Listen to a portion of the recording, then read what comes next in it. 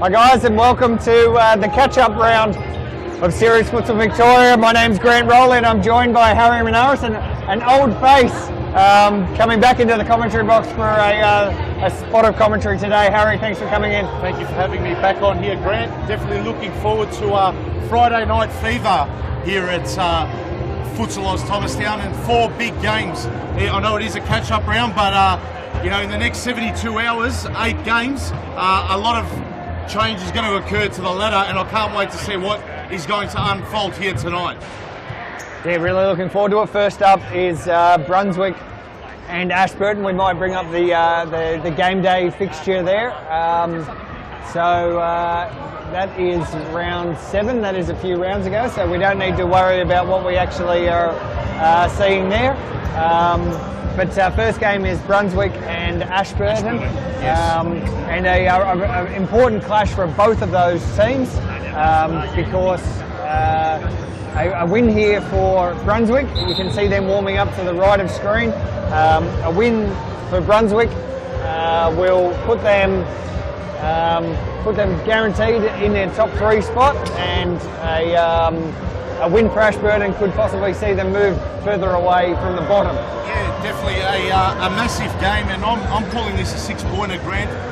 Both teams have been inconsistent at times throughout the season, but they've also pulled off some very good results. One result that comes to mind is when Ashburton a couple of weeks back here, I was actually refereeing the game, they quite comprehensively knocked off Pascoe Vale, and anything can happen here. It'll be a very interesting game, and yeah, whoever wins, it does give them a big boost in terms of confidence, and definitely is a bonus to their ladder position. I mean, there's still plenty of rounds to go, but they'll sleep well on it up until Sunday, I guess. Yeah, well, really looking forward to it, Harry, and it's good to have you back in the commentary box as well. You've been doing a spot of refereeing at serious futsal level, yep. But a free night for you obviously tonight. Yeah, it definitely is. So I thought I've actually missed it. It's fair to say, Grant. I love being in the commentary box. So the minute the opening came about, it was good getting in contact with you, putting my hand up and saying, hey, I'm available to jump in. So looking forward to calling the first 2 games here tonight. And yeah, I'm thrilled to be back here. Great, we're not too far away from kicking it off here. Well, let's just go to a very short, actually, maybe we might have last week's play of the round. If we can go to a play of the round, we'll go to a very short break, and we'll be back for the start of the Brunswick and Ashburton clash.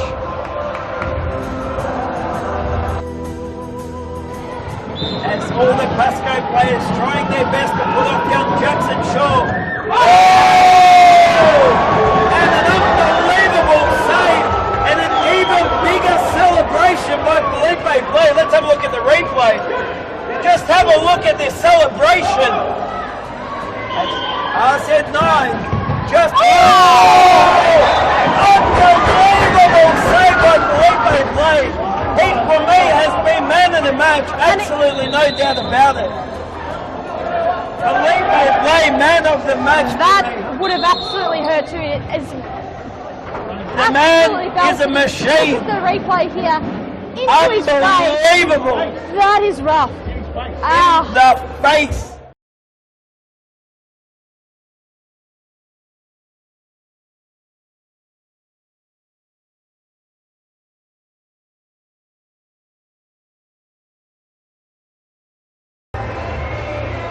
So that was the play of the round from a couple of weeks ago. An amazing couple of saves from Felipe Blay from Pascoe Vale. That was pretty special. Definitely was. You know, to deny the likes of Rico Zulkarnain and Jackson Shaw, they played a big part in their 7-5 win, I do believe, off the top of my head, a couple of weeks back. And they were 2 instrumental saves and very pivotal at that exact moment when the penalties were taken. So he definitely was the player of the game, in my opinion, for that round, and got himself play of the round. That's right. First goalkeeper to achieve that great feat, play of the round feat.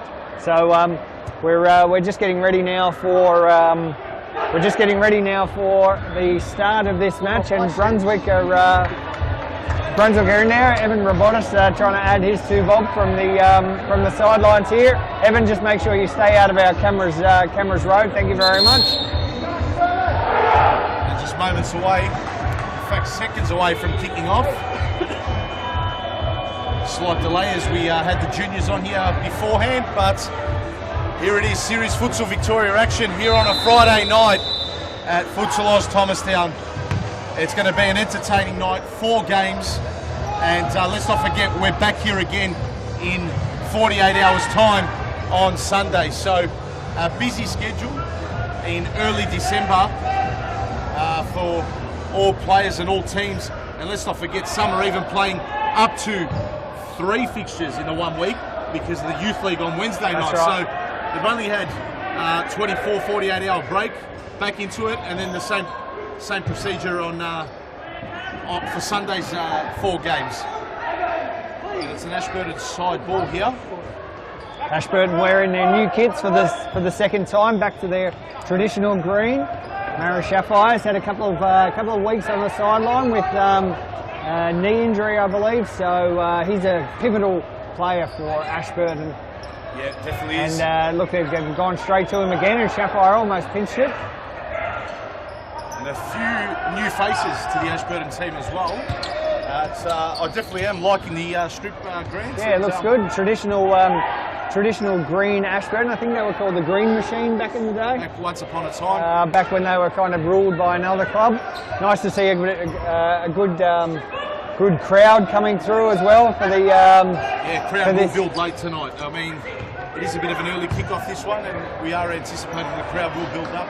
Obviously, people have had work during the day, but what a way to spend your Friday night here at Futsal Oz here in Thomastown. And I'm definitely a fan of this Friday night fixture, and hopefully in future we can maybe see a few more Friday night games as well as our traditional Sunday fixtures as well, Grant. That's what we're aiming towards, possibly having 2 Friday night matches and having 2 Sunday afternoon matches. That could possibly be one option moving forward. The best bit with Series Futsal is that we can test a few things out and see what people like. It's very busy here at the Thomastown Futsal Oz Stadium anyhow, because it's a juniors evening, so all 4 courts currently running, and the atmosphere is quite good, and good to see a few of the juniors coming to watch Victoria's best kick it around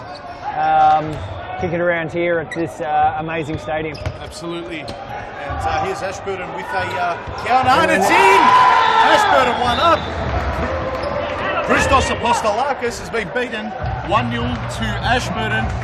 Great goal there. It was an intercept right in front of our commentary box. It was Adam Cooper who was dispossessed, and here's a replay in slow motion. Christos Apostolakis beaten at his near post. It was a bit of a gamble there by the Ashburton player to shoot it at the near post, but anything it takes to beat the keeper and end up in the back of the net is a good goal. 1-0 Ashburton. How can Brunswick respond? And good to see Adam Cooper, the Futsalroo star, out there in the Brunswick strip. Roslin bringing it in. Adam Cooper, one of the best players in the league, and look, Brunswick has been in front. And now we speak of Cooper, he just lost the ball, and Maxi Abram, also another great player. Brunswick certainly has a star-studded lineup, very strong, and probably a little Adam Cooper. And Cooper that was too easy for Brunswick. For Brunswick, so 1-1. Scores have been locked level instantly. We'll have a look at the replay.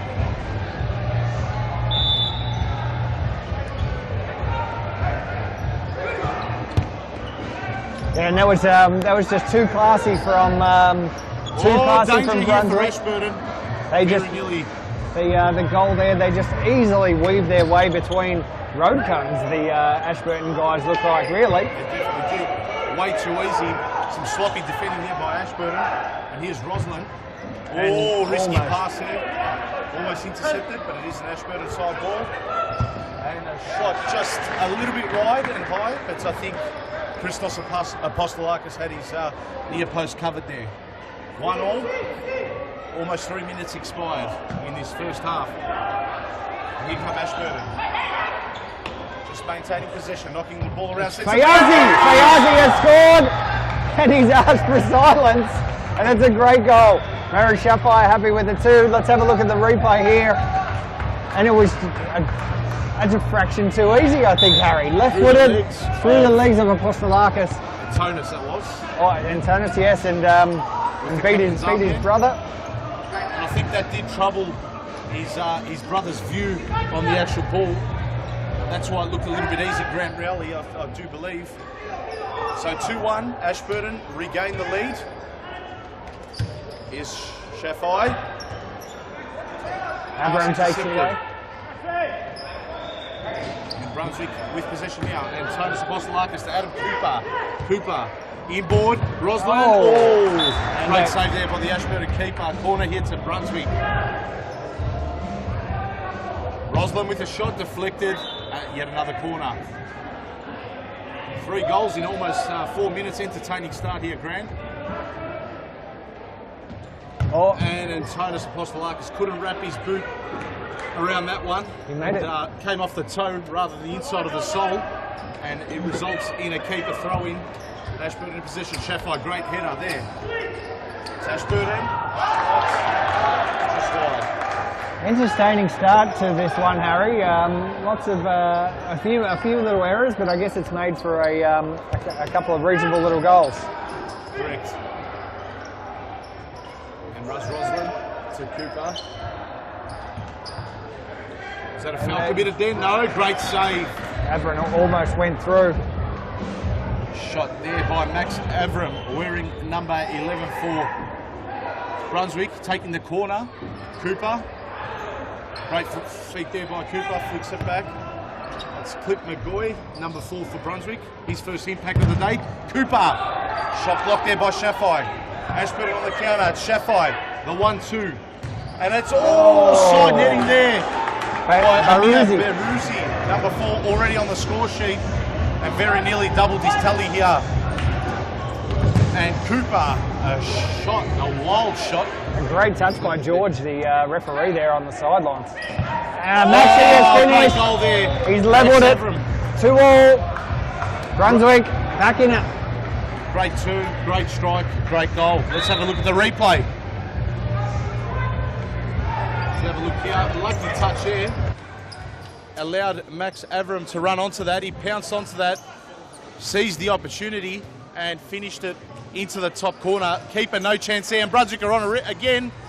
But Ben Rigby just couldn't get the ball in time there. Clint McGoy out wide to Adam Cooper. Shot blocked. Corner. Great defensive effort there for the Ashburton player. Corner here to Adam Cooper. That's McGoy in possession. The 1-2 with Triantafilopoulos and Cooper just assessing his options, plays it forward. Great flick there by Rigby. Great save there by the Ashburton keeper, number 1, Jamie Agnov. And he throws it long, but McGoy headers it away. And Christos Apostolakis mops up for Brunswick. Quick throw to Cooper. Shot! Oh, a whisker wide. No touch there. Keeper's ball. Throw comes out wide. And number 17, Russell Damani, on for his first time, and he's in possession of the ball. Here's Iraj Hani, knocks it back to Baruzzi. And ball pass there by Jamie Agnov results in a Brunswick side ball. That's intercepted there. But Triantafilopoulos regains possession. Cooper on the wing. Looking for his teammates to help him. Triantafilopoulos switches to Cooper. Just jogging in midfield. Great pass there by Cooper. Rigby's on. Great save there. Jamie Agnov at full stretch. Saved it with his feet. Ben Rigby currently the second highest goal scorer for series futsal in this season. That's definitely a surprising stat, Grant. I think he's definitely one of the best, most improved players in the league. Ben Rigby definitely scoring and also assisting as well. So he's playing that target position perfectly. Yeah, correct. And he's taken his game to another level, in my opinion. He's always decent. We always saw glimpses of Ben Rigby, but now he's definitely coming of age and good to see him hit the back of the net on a few more occasions. Definitely a key reason as to why Brunswick are a little bit more up the ladder in terms of where they have stood in previous years. And let's not forget, this Brunswick side, only 2 seasons ago, came into Series Futsal Victoria from the state championship. They have braced their spot with both hands, and they've definitely made the most of it. Definitely a competitive outfit, week in, week out. Rajhani living dangerously. Baruzi calmly sidesteps Rigby, goes back to Rajhani. Here's Bamani. Bamani down the line. Oh, and falls down in the middle of the ground. And Rajhani shot blocked by Clip McGoy. Corner here to Ashburton.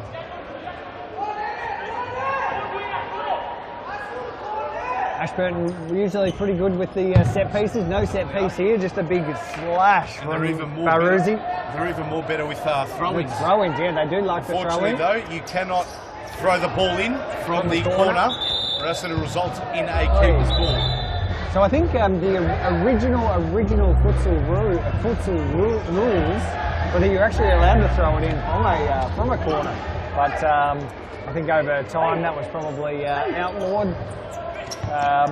Probably due to a number of reasons, maybe safety possibly is one of them. But the throw-ins haven't been used a lot, certainly never from Brunswick, a lot from Ashburton, quite a bit from, nice little elastico, and Rigby also almost added to his title, added to his score there. Yeah, so certain teams are using them quite a bit, certain teams aren't using them at all. Fitzroy hardly at all, if at all. Brunswick, and they've scored out of nothing. That's Chris Triantafilopoulos with a cheeky goal and a lucky one. Let's have a look at the replay. He's literally thread the eye of the needle, and the ball wasn't hit with much conviction, Grant Rowley. As we have a look here, it was almost like a half-hearted pass to the back stick, and the keeper didn't anticipate it, and somehow between the foot and the back post there, it's just trickled in, and Brunswick take the lead. 3-2 Brunswick. And Parmani just gets the ball taken off him. Passes it to Rajhani, and 1-2 didn't work there.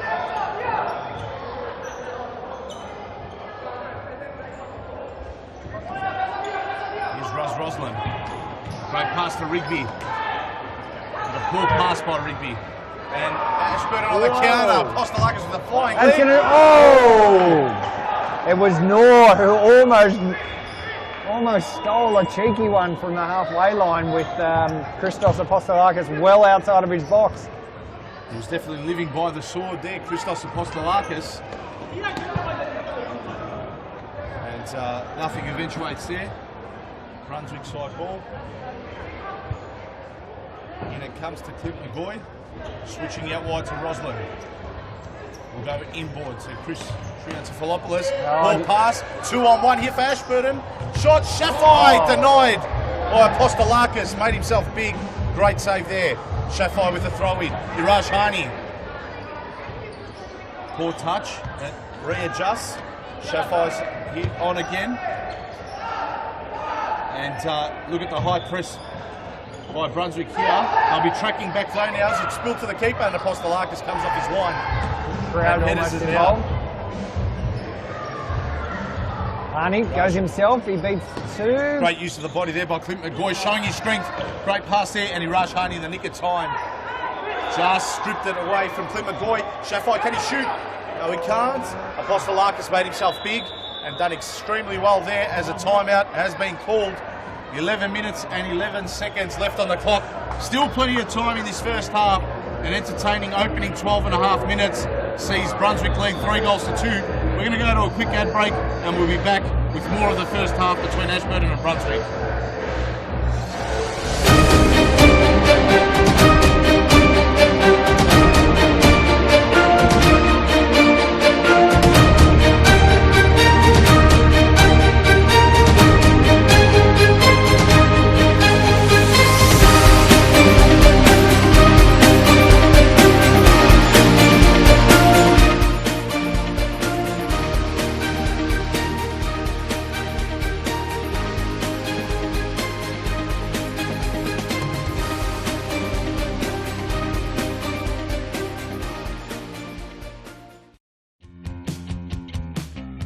Now is the time to enter a team in a Futsal Oz Social League. Open for men, women and mixed teams almost every night of the week. We will match your team's abilities to an appropriate league, giving you a competitive and fun experience. So gather your mates, create a team and become a Futsal Oz Social League champion. For more information, visit futsaloz.com.au. So we're back here for round 9, the catch-up round of Series Futsal Victoria. My name's Grant Rowley and I'm joined by Harry Menaris, the former commentator, the now referee, and now we see Roslin go in for Brunswick's 4th goal. That's 4-2. Brunswick lead with 10 minutes to go. Let's have a look at the replay. And it was Roslin who just got the back pass, and it was too easy. And now, no, Shafire has gone straight back. And Ashburton are fired straight back. It's 4-3. It's goals aplenty. Harry Menaris. Definitely too much for us to keep up with. Literally one goal to the left of screen and then to the right of screen. Quick response there by Ashburton. 7 goals in the space of 13 minutes, almost a goal a minute, Grant Rowley. And that's not bad. That's how we like futsal. There can be games where you're lucky to get 7 goals in a game, and there can be these type of games. Now Ashburton on the attack again. Shafire tries to run around the 2 Apostolakises. He can't do it. They have to reset. Rigby now going for a run. And unlucky, just too much mustard on that ball. He was attempting to play that through to Chris Triantafilopoulos. And Antonis has almost taken out a head in the crowd. Sliced that. That's almost ended up at Thomastown train station. And the side ball to be taken in by Raj Hani. Roslin stripped by Shafai. Flicks it back to Hani. Inboard, great pass. What can Ashburton conjure up here? They trail 4 goals to 3. They've had the lead twice. Lead changed 3 times. Shot wide there. Roslin off his knee, couldn't keep it in. Bayazi brings it back in. And here's Hani. Raj Hani switching play. Bayazi. It's the Persian national team, Ashburton.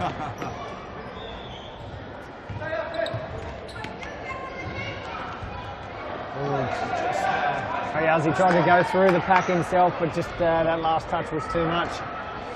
Well, Harry, what do you reckon from here? 4-3, 8 minutes, 50 seconds to go in the first half.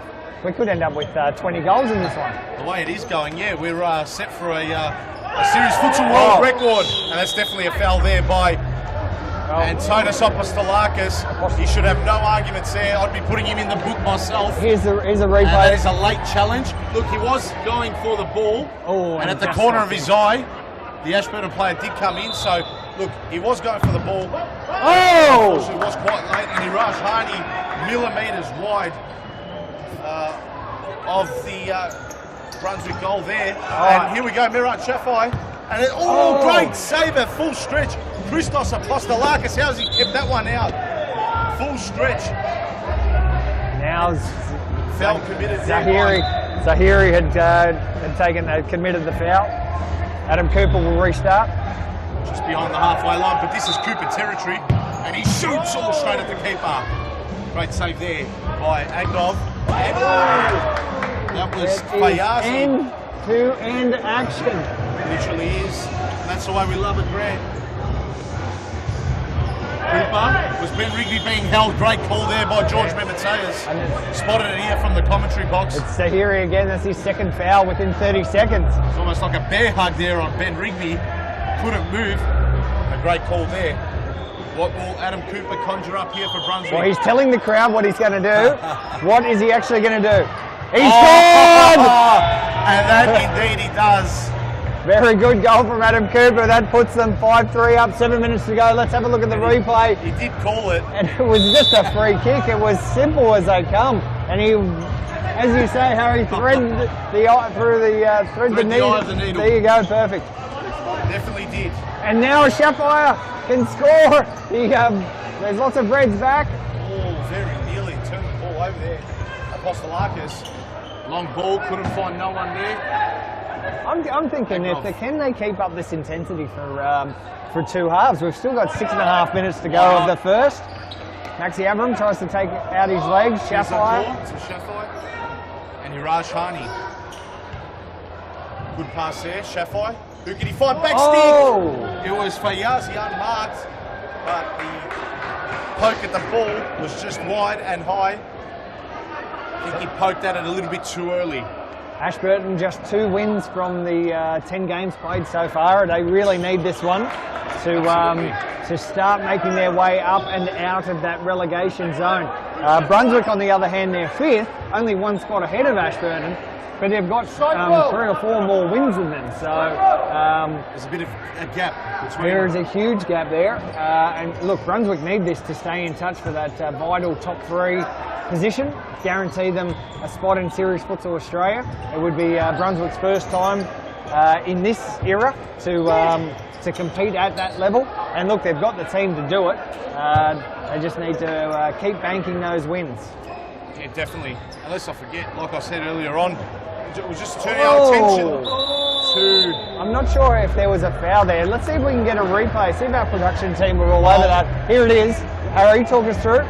So, yeah, I think it is. Bezetpour, there was a great tackle there by Cooper, and Bezetpour had a fresh area, and on the follow-through, he took out Apostolakis. He didn't mean that, obviously, but the intercept there by Adam Cooper played a part in that foul. So it definitely was a foul. Wasn't yellow card worthy, but definitely the right call by referee Evan Robotis there.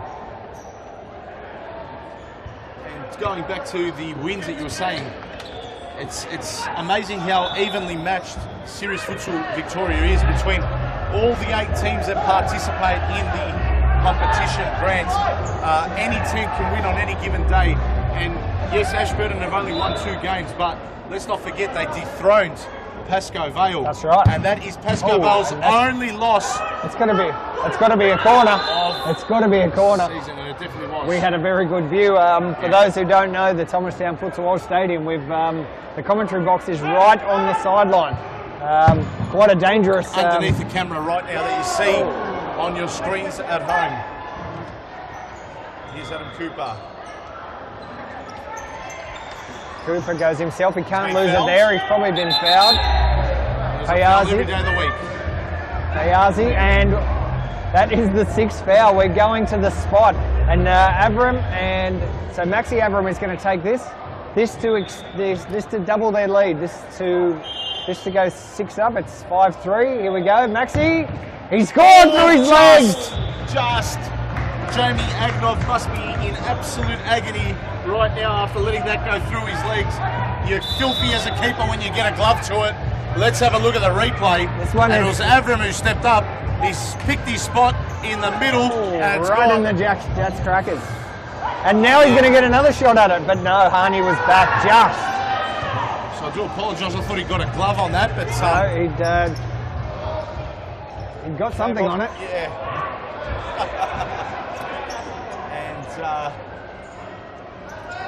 Apostolakis to bring it in here for Brunswick. Cooper, great pass there to Trinos. Good, great feet. Work there by Ashburton. Hiraj Hani, great sliding tackle. He's going to go all the way. Unselfishly, no, he doesn't. The 1-2 there with Noor. But it's a Ashburton side ball, and they definitely need the next goal of this match, as the game is in the balance somewhat. It's a timeout. Timeout called, 4 minutes 19 left on the clock. Entertaining first half, Grant. 9 goals, plenty of action. Lots. And lots of entertainment. And we're going to go to a quick break, and we'll be back for the rest of the first half after the break. Back shortly.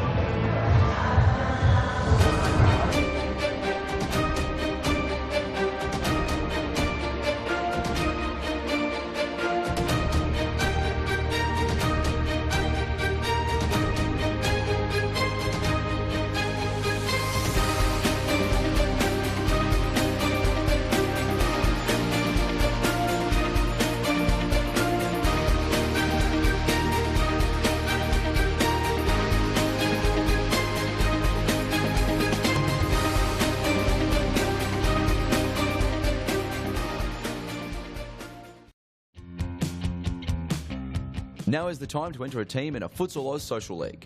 Open for men, women and mixed teams almost every night of the week. We will match your team's abilities to an appropriate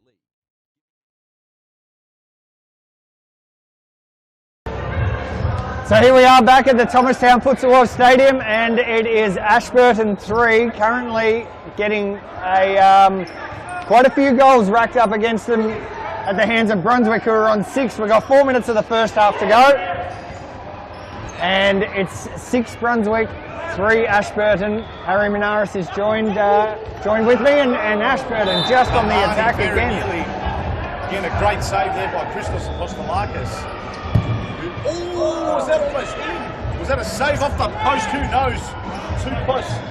Good save there by Christos Apostolakis. And he's on fire right about now, Christos Apostolakis. Started the game a little bit shaky, but has definitely worked himself well into this contest. We'll have a look at the replay here. And when we get the opportunity, here it is, the corner. And look at that, he's almost done the splits there, Christos Apostolakis. I think it was going to bounce off the post, but testament to Christos's as a keeper, you'd rather be keeping safe than ability. Sorry though, Grant, you just can't gamble. No, he did. He made the right call with for sure. physics. He made the right call. Now Ashburton, big shot. Avram gets it taken off him. Switching out wide. That's a poor pass there by the Ashburton player. Apostolakis will mop up and collect this. And he goes to Cooper. Cooper goes to Roslin, inboard. Here's Avram. Back to Cooper. That's a Clint McGoy. Patient build up here by Brunswick and Cooper. Ran out of patience, blasted it, and the shot was blocked. If I had Adam Cooper's shot, I'd be doing exactly the same thing. So would I. It's almost going to 200 clicks an hour. I thought that was a touch off Ashburton player. I thought it was wrong. It's hit the roof. So side ball for Ashburton, and oi! That was all ball there. Roslin. Cooper. Great pass. Adam Cooper. And he'll Flip McGoy. Here's Cooper down the line, and that was what you call tiki-taka at its finest there, Grant Rowley. Well, they've scored a couple of goals. They've scored a couple of goals like that today, so they tried it again. They probably could have afforded for one of them to have a shot. And Peter Parthamos was ready to call that play of the round, goal of the week. Take your pick. And I nice little piece of tend to AFL agree skills with up him there. on that. If that was a goal to Brunswick, that would have definitely been next week's player of the round. And here we go, Ben Rigby. Was that a handball there? No, there wasn't. Rigby dancing. Was he fouled there by Baruzzi? No, good use of the body there by Baruzzi. And a great call there by Evan Robotis, the referee. Adam Cooper bringing it in for Brunswick. Inboard to Roslin, the 1-2. Oh! Hey, nice skill. And I've almost had my nose broken there, Grant Rowley. That is almost... Let's have a look at the replay. This from our vision. We are sitting like a centimetre away from this. Nice little piece for Adam Cooper, and wow, that one nearly went into our face. And a foul's been called here, and Brunswick to the 10-metre... to take a 10-metre spot kick, and it's Cooper to take this one. Avram took the last one. Apostolakis is copying it. And I'll almost put my bottom dollar on this. Adam Cooper will make this 7-3. And he'll be going left. No, he went right. And it doesn't matter. Right. It's 7-3. Ashburton in a lot of strife here. Brunswick 7, Ashburton 3. Let's have a look at the replay. And it was clinical from... It just makes it look so easy, Adam Cooper. Look at this. Pretty laissez approach. Top corner, side netting. No keeper is going to stop that. Only 3 seconds to go. They go long. The ball is out. And that is the end of the first half.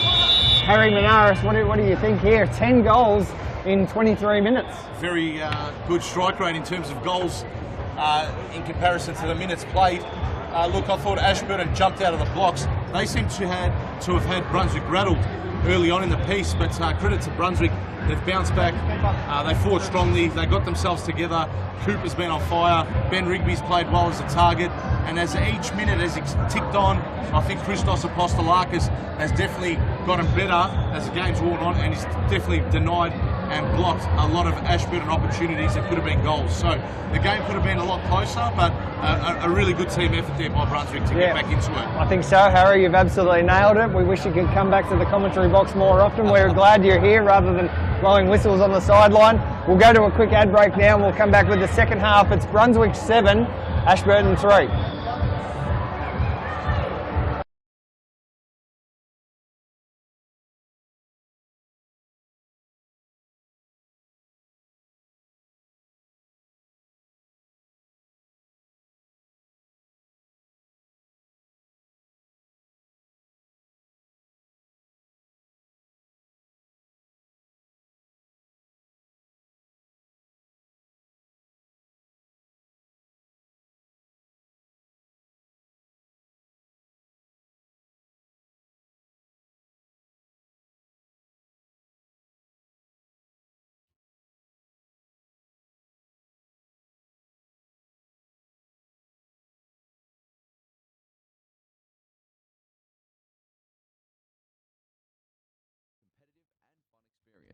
So gather your mates, create a team, and become a Futsal Oz Social League champion.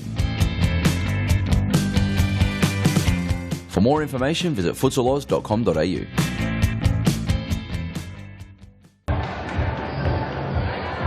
So here we are back at the Thomastown Futsal Oz Stadium. It's the second half of Brunswick and Ashburton. Brunswick currently 7-3 up. This is round 9 of series futsal action, but it's actually the 11th time the teams have taken to the field. This is the make-up round for when we played Series Futsal Australia, which is why we're here at Thomastown for Friday night. So nice to have some Friday night futsal, I think, Harry. Yeah, definitely. Like I said earlier, I'm a fan of this time slot, and hopefully we can see a lot more Series Futsal Victoria action on a Friday night. The crowd is in, hasn't quite flocked in yet, but a good turnout, I think, and the crowd will build up as the night wears on, and some big matches to follow this one, Grant.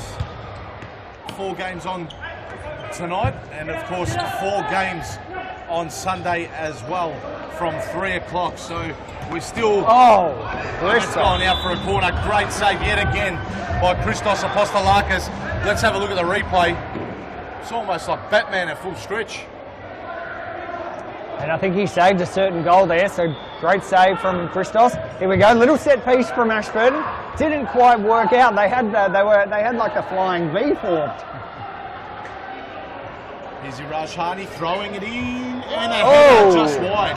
Good effort there by Ashburton. Very nearly in, and that would have been the perfect answer they seeked early on in this second half. Brunswick with all the momentum. They just need to score one early here, Ashburton, and maybe a second in quick succession, and then build from there. 7-3 is what the scoreboard reads.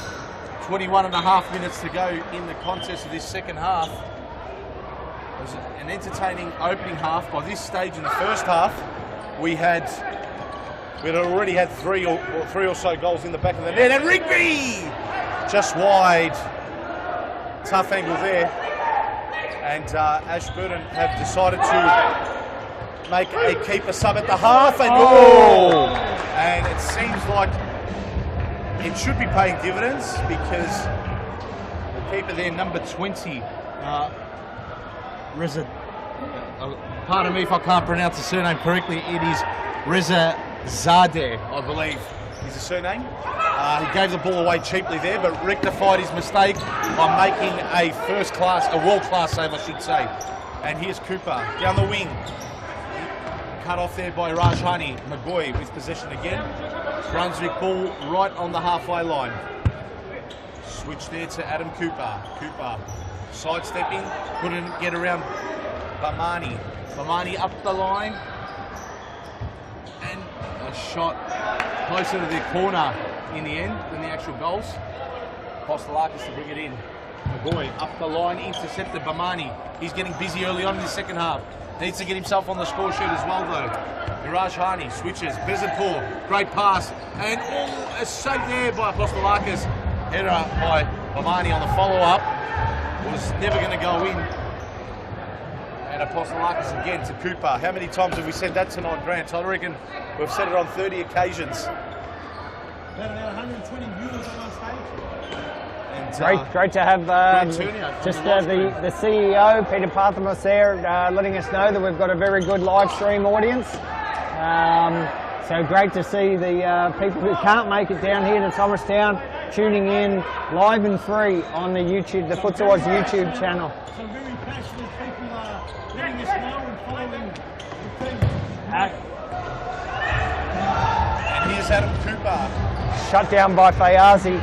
Ashburton need to score next, don't they, Yeah, Harry? absolutely, Grant, and not just one, they need to score two in quick succession, because there's going to be a time in the game where Brunswick do score, especially in the second half, and the sooner they can score, the tighter it becomes. It could come right and now. There definitely will be pressure. Oh, it's Harney! Brunswick, and there it is, Irash Harney with the chip, and he's put that top corner back post. Let's have a look at the replay. Great finish there by Harney. Well, Harney did it. He deserves this because he stole it off McGoy.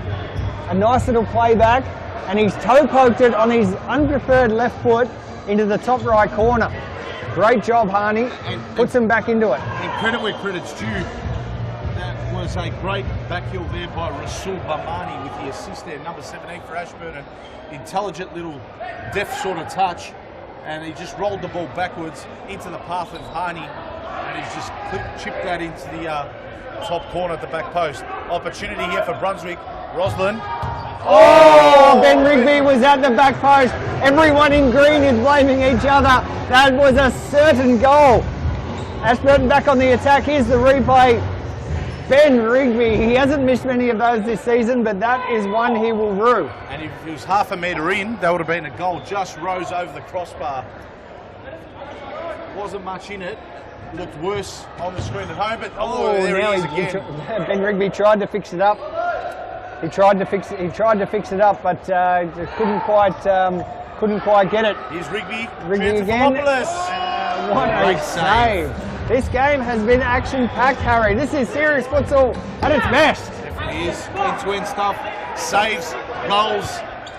We're seeing everything here tonight. Here's the And replay of the save. Shout out to Philopoulos. Look at that one where he Straight at almost him. ate. But he made himself big there, the keeper, Reza Zadeh. Ashburton on the counter-attack now. Goes himself. And Christos Apostolakis, well saved. But they needed to convert Ashburton.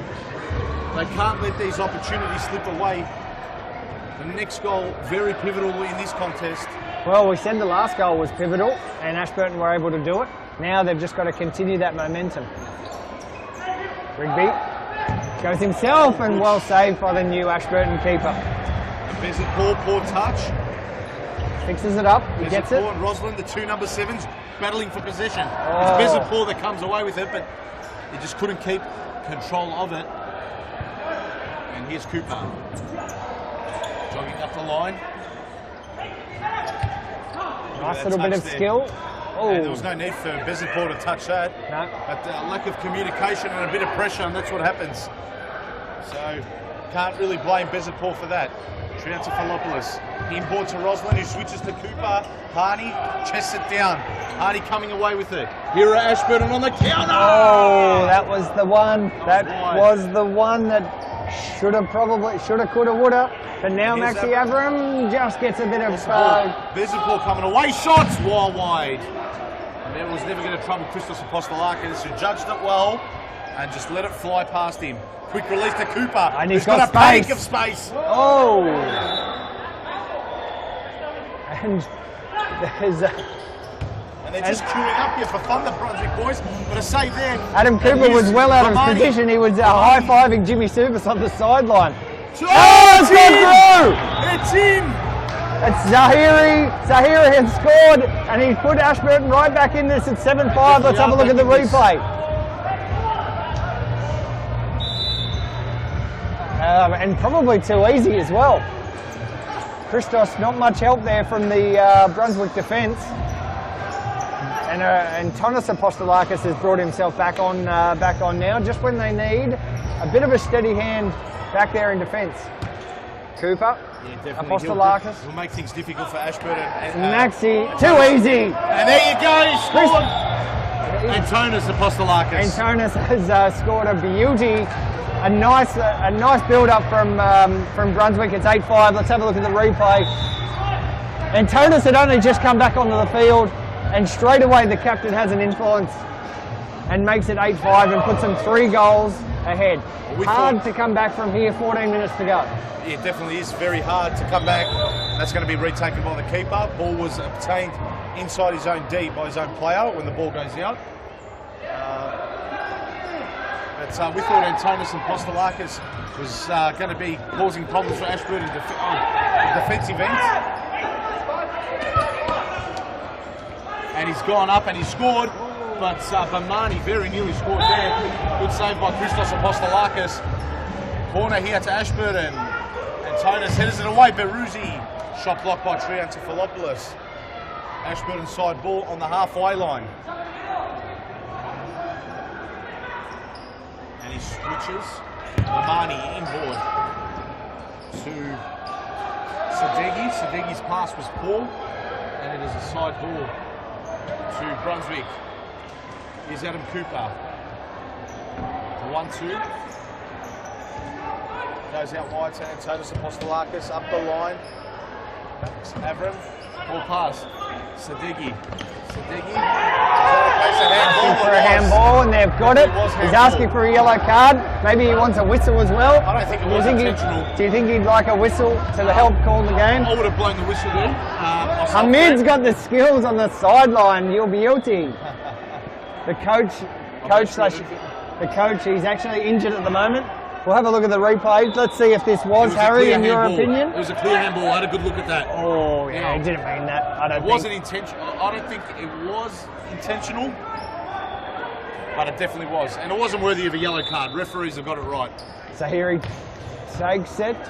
There's lots of people going up here. Shot over the bar. So Harry, after this, we've got a very important match between second place Hume taking on fourth place Fitzroy, and again another 6-point match for these two teams. Definitely is. Obviously Hume, their ambitions are to win the league, and they've got to be consistently good week in, week out. I think Fitzroy are going to throw a spanner in the work today for Hume. Look, the Fitzroy boys, they're young, but they're a well-drilled side. They take their futsal very, very seriously, and they're probably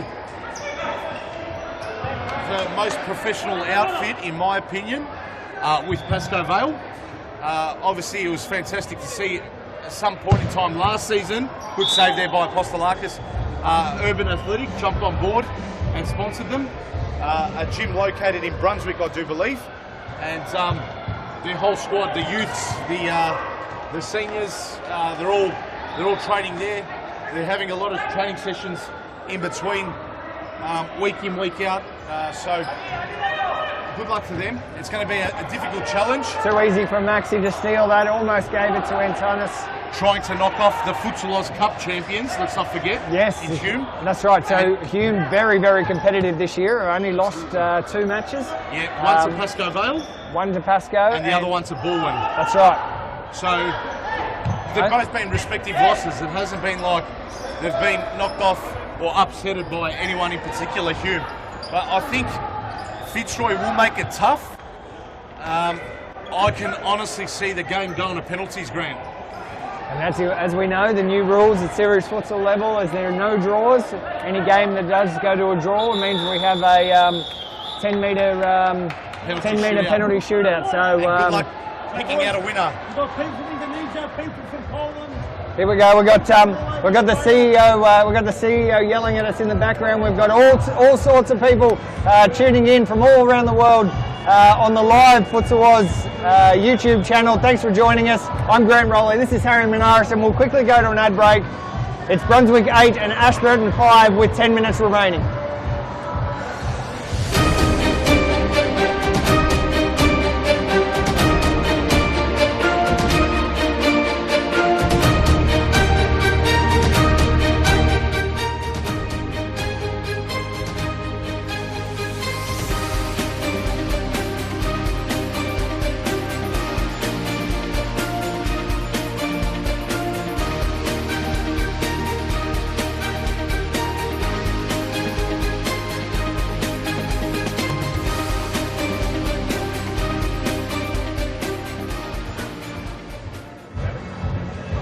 So here we are back at the Thomastown Futsal Stadium. This is round 9 of series futsal action, and it's Brunswick in the red, currently 8, leading Ashburton in the green on 5 as Roslin has a shot and the keeper just saves it. It was almost like a roller coaster ride there. So only 11 minutes to go, and Ashburton absolutely need to be the next to score here. It's Nua to bring it in. Intercepted there by Rigby. Ashburton regain possession. Here's Nua. Nua, good feet. Dummy there. Beruzi in possession. Back to Sadeghi. Sadeghi to Nua. Here's Sadeghi. What can he do with it? Passes it. Intercepted though by Antonis Apostolakis, who got a touch on it rather. And Cooper regains possession for Brunswick. He's got Roslin out wide, he goes to him. Roslin up the line. And that was too easy. Roslin, there it is. Probably put the nail in the coffin there, I'd say. That's 9-5. Let's have a look at the replay. And it was just some smart play. Roslin to Rigby, who just waited on it enough and was able to give it back to Roslin, who put it straight through the keeper's legs. It's a tidy goal. It's 9-5. Yeah, definitely, Grant, you said the nail in the coffin. If this was a boxing match, the referee would be ending the fight right now. Right. I think Brunswick are home and hosed. Well, the best thing about futsal is that it's not like boxing, although some of these guys probably do want to treat it like a boxing match sometimes. Yes, Beruzi, good pass. Sadeghi. Oh, can he pull the trigger? He does. And Antonis Apostolakis has copped it right in the sternum, and he's struggling to breathe right about now. And look, he's you can see him, he's touching his chest. And he's going to have a Nike sign imprinted on his chest tomorrow morning when he wakes up.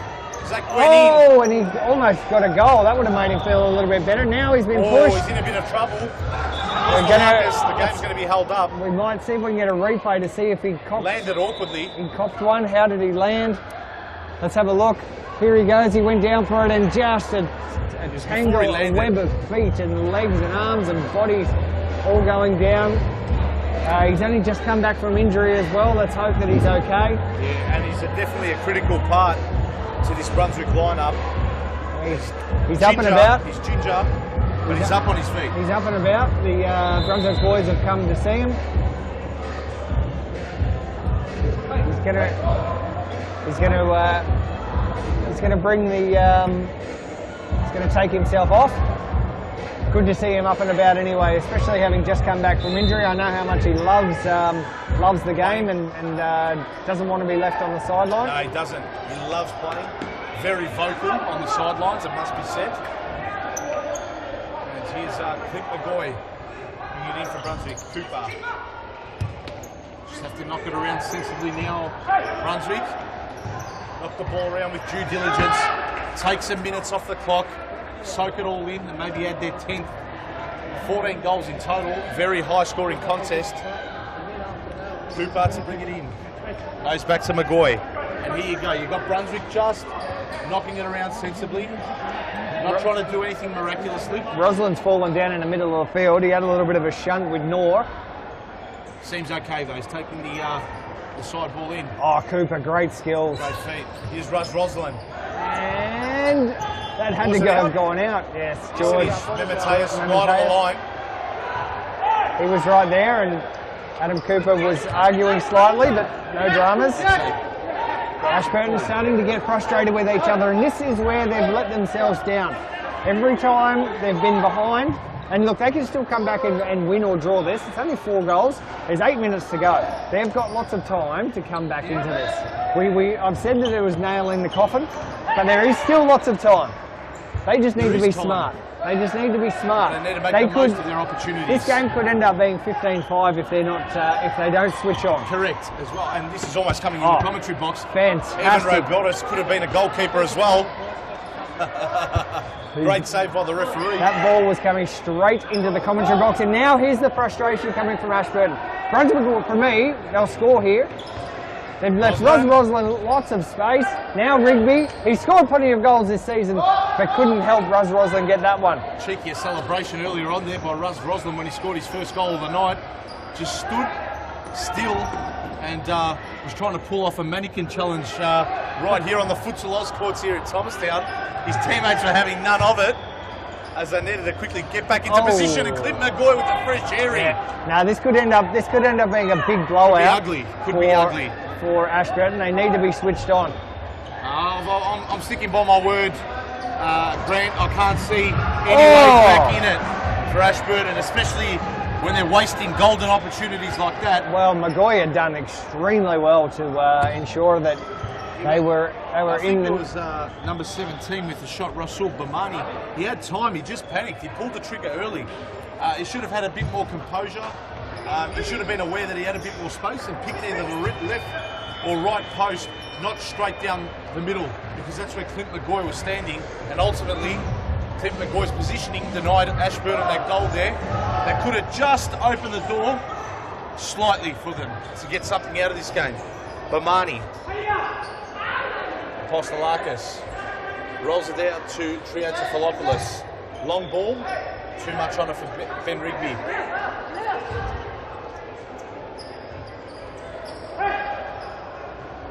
And here's Zahiri on the score sheet tonight, one of Ashburton's 6 goal scorers. Here's Sammy Dinua. Bamani. Can he get there? No. Apostolakis done well with McGoy. And he does well again. That was almost like WWE SmackDown there. Where, Let's, if we can just zoom in there and have a look at Christos Apostolakis, who is in a bit of a spot of bother. Both Apostolakis brothers. Let's see if we can have a look at the replay, because I think he's smashed himself into the blue wall over there. There was a bit of side-to-side contact. Just a corky there. He's in a spot of bother, but he's a tough little cookie, Christos Apostolakis. He'll be right. And that ball's gone out. It'll be a side ball here to Ashburton. So Ashburton still have the time out up their sleeve. I personally believe they'll be making a timeout call very shortly, Grant. And you might see the 5th man introduced. But it has to be done, I think, in the next 30 seconds or so. Well, they need to be trained for it. I know Ashburton, they train out at the Mount Evelyn Futsal Stadium every Wednesday night. Corner there. Always very passionate and proactive team. They do their training, and using 5th man is okay, but if you're not trained, if you don't know how to use it, it can sometimes backfire horrifically. Work against you, it definitely can, and here we go. We've actually got poor Christos Apostolakis. He's had to hobble off. Yeah, and he's clutching. He's keep the sub here for Brunswick.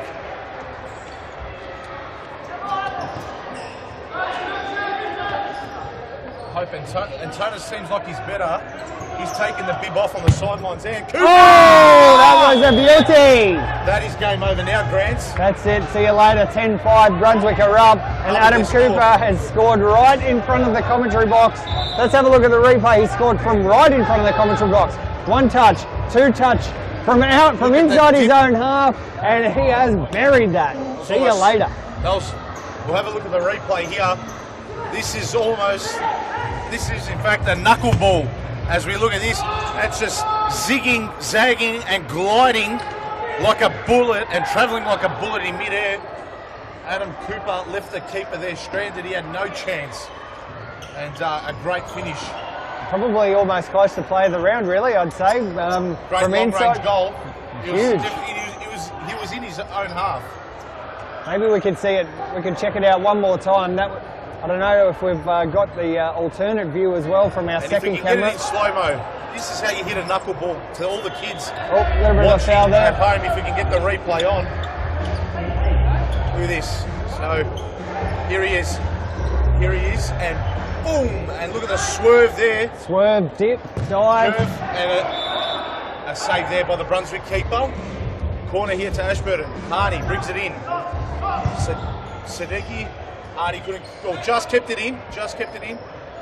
Sadegi's got a player out wide. Goes inboard. Shot blocked there by Adam Cooper. Fair to say he's been your man of the match, Adam Cooper, Grant Rowley. Look, he's certainly been up there, but well supported by all of his team. Christos Apostolakis has done extremely well inside the goal mouth. But they've all contributed, which is why they're currently on 10 goals, and Ashburton with the lonely 5. Yes. But a high-scoring match, very entertaining. Definitely 2 is. minutes, 25 seconds to go, and now I guess it's lights out. We probably Ashburton really just need to play to ensure that they don't get flogged, and think about their for and against. Absolutely, and that's a very valid point you make, Grant Rowley, because Cooper, too easy. when you're steals battling it. relegation, Nutmegs. Oh, well done there by Adam Cooper. And, when you are battling relegation, it definitely can come down to your for and against, and ultimately your goal difference. Every goal in this league counts, and you don't want to be staring down the barrel of relegation. So Ashburton, unfortunately Friday night futsal's gone for them. It's not a good result, and they'll look to bounce back on Sunday in 48 hours time. As for Brunswick, they'll really soak this up. They'll enjoy moving, I think, to third spot temporarily. yep. We still need to see what happens with the results with Baldwin, with also Hume and Fitzroy, and in actual fact Hume are playing Fitzroy, so there's going to be a loser there. So tonight has been a really positive outcome for Brunswick, because a team close to them are going to obviously drop 3 points, and they're obtaining 3 points, irrespective of whether or not it is a draw at the end of the 46 minutes played, because of course we have the thrill of the penalty shootouts introduced this season, exclusive to Series Futsal Victoria. Transophilopolis! and That's another one. They're queuing up now. It's party time for Brunswick. It's 11-5, and we'll have a look at the replay. And that one had beat the keeper to his right. Swift ball from Cooper. And the keeper got a hand to it, but just helped it up into the top netting there. Yeah, as you can see, the Brunswick guys are lining up for goals. Definitely lining up for goals, and they might even be lining up for a few cheeky beers tonight afterwards. Maybe down at the Quarry Hotel on Lygon Street, Brunswick, who knows? There's 1 minute and 12 seconds of this game to go. Brunswick have well and truly dominated this second half to ensure 3 very, very handy points. And depending on the outcome of the next match, very important, between Fitzroy and Hume. That was a little set piece, but nice speed. We called this one a 6-pointer. No, The next one, it's fair to say, is almost like a 9-pointer, Grant. a 9-pointer. That's huge. It's a huge game, next game. So to our viewers at home, no matter which part of the world you are currently viewing Series Futsal Victoria from, apparently Poland, France, Malaysia, so a lot of European and Asian love, and Brazil as well, so some love in South America, worldwide, everywhere. It's good to have all continents on the globe viewing and watching Series Futsal Australia, Series Futsal Victoria rather, the best futsal Ruzi. in Australia. No. Thank you very much for joining in, and we hope you enjoy tonight's entertainment from Futsalos Thomastown. 30 odd seconds left to go. 11-5 is the scoreboard. Brunswick, big winners here tonight. Ashburton started the better of the two, but ever since probably about 6 minutes into the first half, it has all been one-way traffic. Brunswick instrumental, and 11 goals, double digits. Legs 11, you don't see that too often on the scoreboard. No, that's right. 11 is quite a rare score here, and particularly at this level. Maybe in the social leagues, 11's fine. Adam Cooper, another big shot. Apologies from his rival there, Fayazi, after a little contact. And I can happily say I've never conceded 11 in the social league game, Grant. I remember my very first ever game of futsal, my team got beaten 19-1. Wow. It was a drubbing. They put us straight into the bottom league after that. But let's not talk about that. Let's talk about this. It's Brunswick 11 and Ashburton 5. Ashburton remain with only Ashburton have remained with only 2 wins from its season so far, and Brunswick continue its charge towards the top 3. Harry Minaris, it's great to have you rejoin us here in the commentary box. You're going to hang around for this next match, but before we get into Hume and Fitzroy, we've got a juniors match just to entertain this great crowd that we've got in here at the Thomastown Futsal Stadium. And we'll go to a quick ad break before we do that, And a big game following. and we'll be in. And Massive game. Yeah, it is a huge game. We'll see you soon. Thank you. Stay tuned.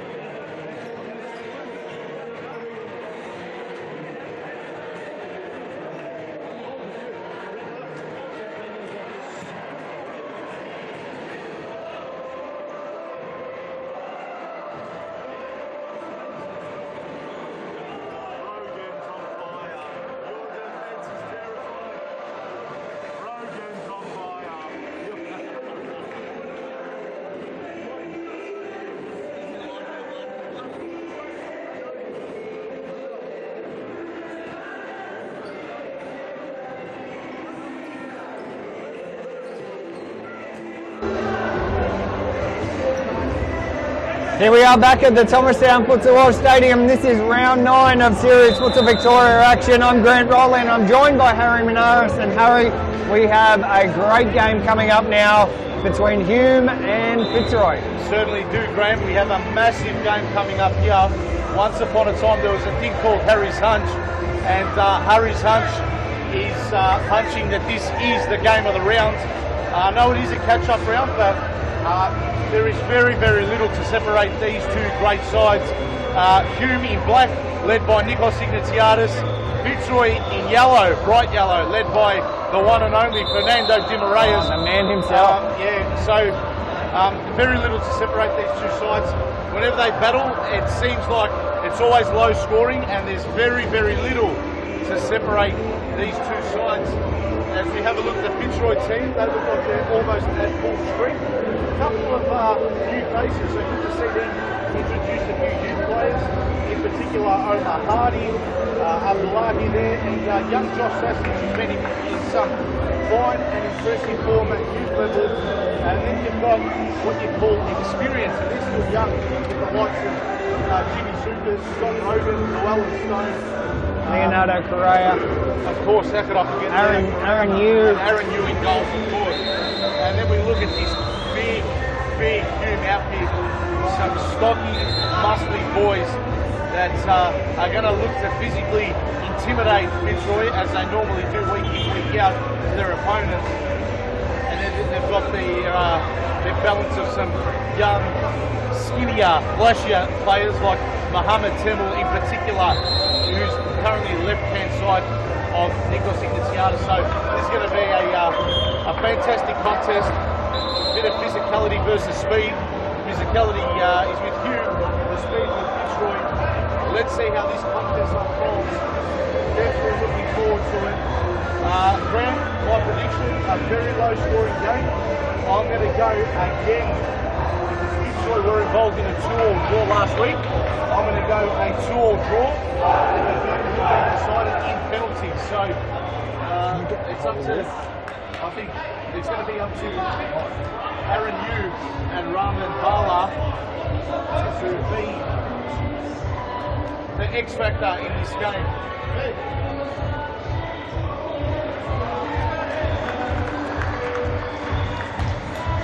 And here we go, we're ready to kick off. Players shaking hands, and a very serious Fernando Di Marais just walking past. And before we're on the commercial break, I wished him all the very best. He said he doesn't need any luck, he comes prepared. So that's a big statement by Fernando Di Marais. And definitely looking forward to this contest. Massive game. Fitzroy in yellow, Hume in black. There's going to be a little bit of a delay to this one, as we just need to adjust Rahman Bala, his keeper top, as he's wearing yellow, the same colour as a Fitzroy outfit, so we don't want any confusion So and any arguments. Bala has been an absolute standout for Hume in goals since he's come in. So an exceptional addition to the squad. He replaced Clayton Chappell, who left the team recently. So he's just been put on a blue keeper top. The game is not underway just yet. False start. Let's see if we can. Jackson Shaw has been playing this game long enough.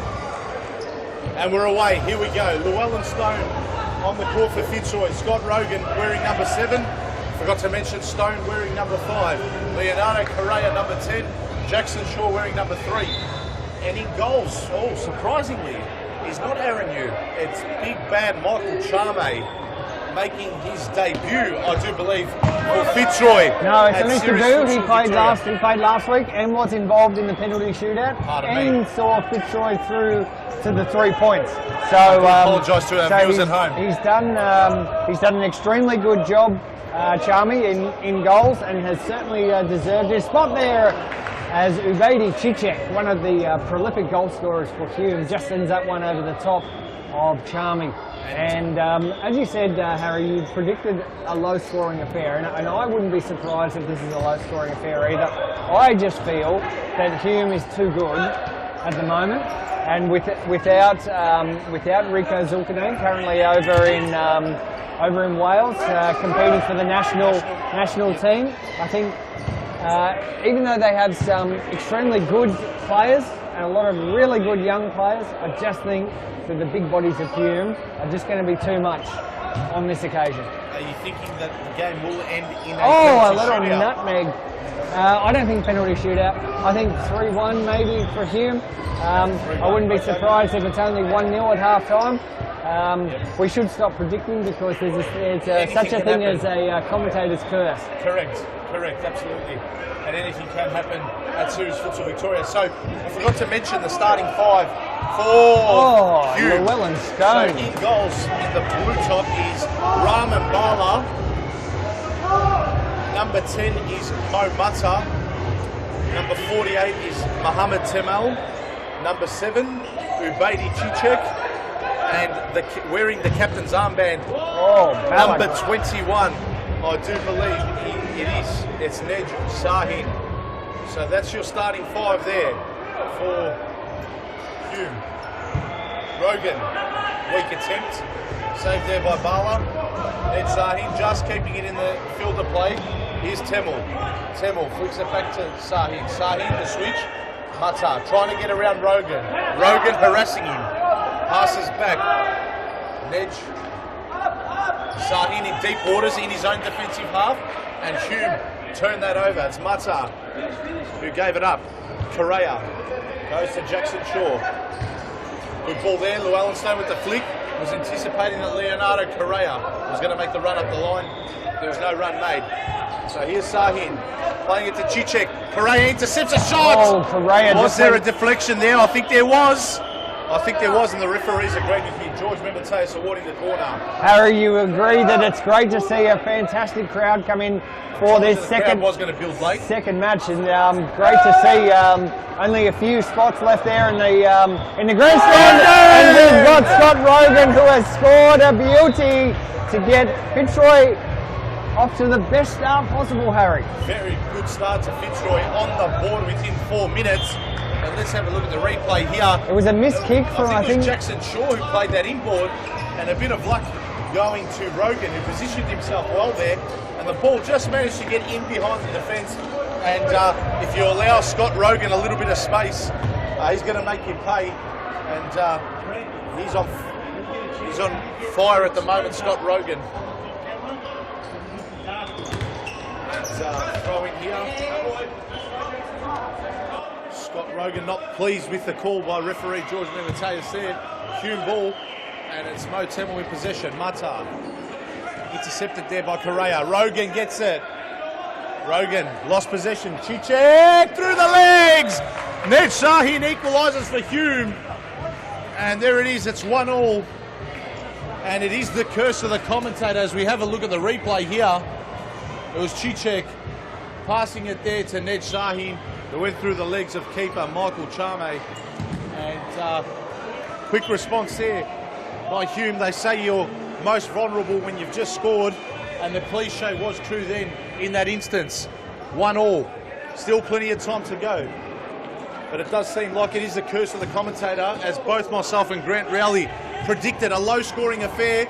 2 goals in the space of 5 minutes, and very nearly a third there to Mo Mata, and that would have put Hume in front for the very first time in this contest. And Nej Sahin with that lethal left foot of his. That would have been okay in a rugby match, but not in a game of futsal.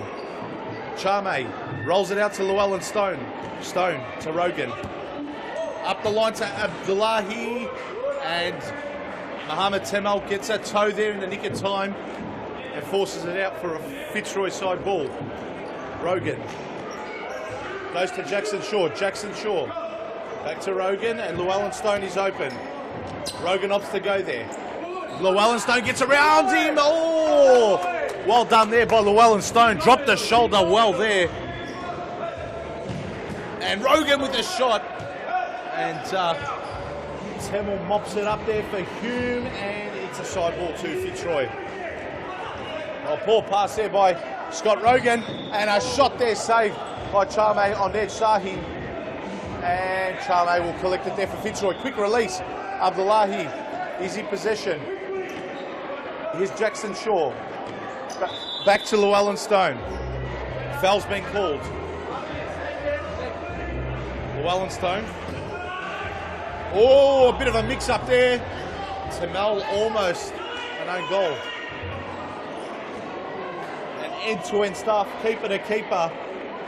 Very nearly goals to both respective sides, but the score does remain 1-1, 16 and a half minutes to go in this first half. Jackson Shaw, oh, good running there.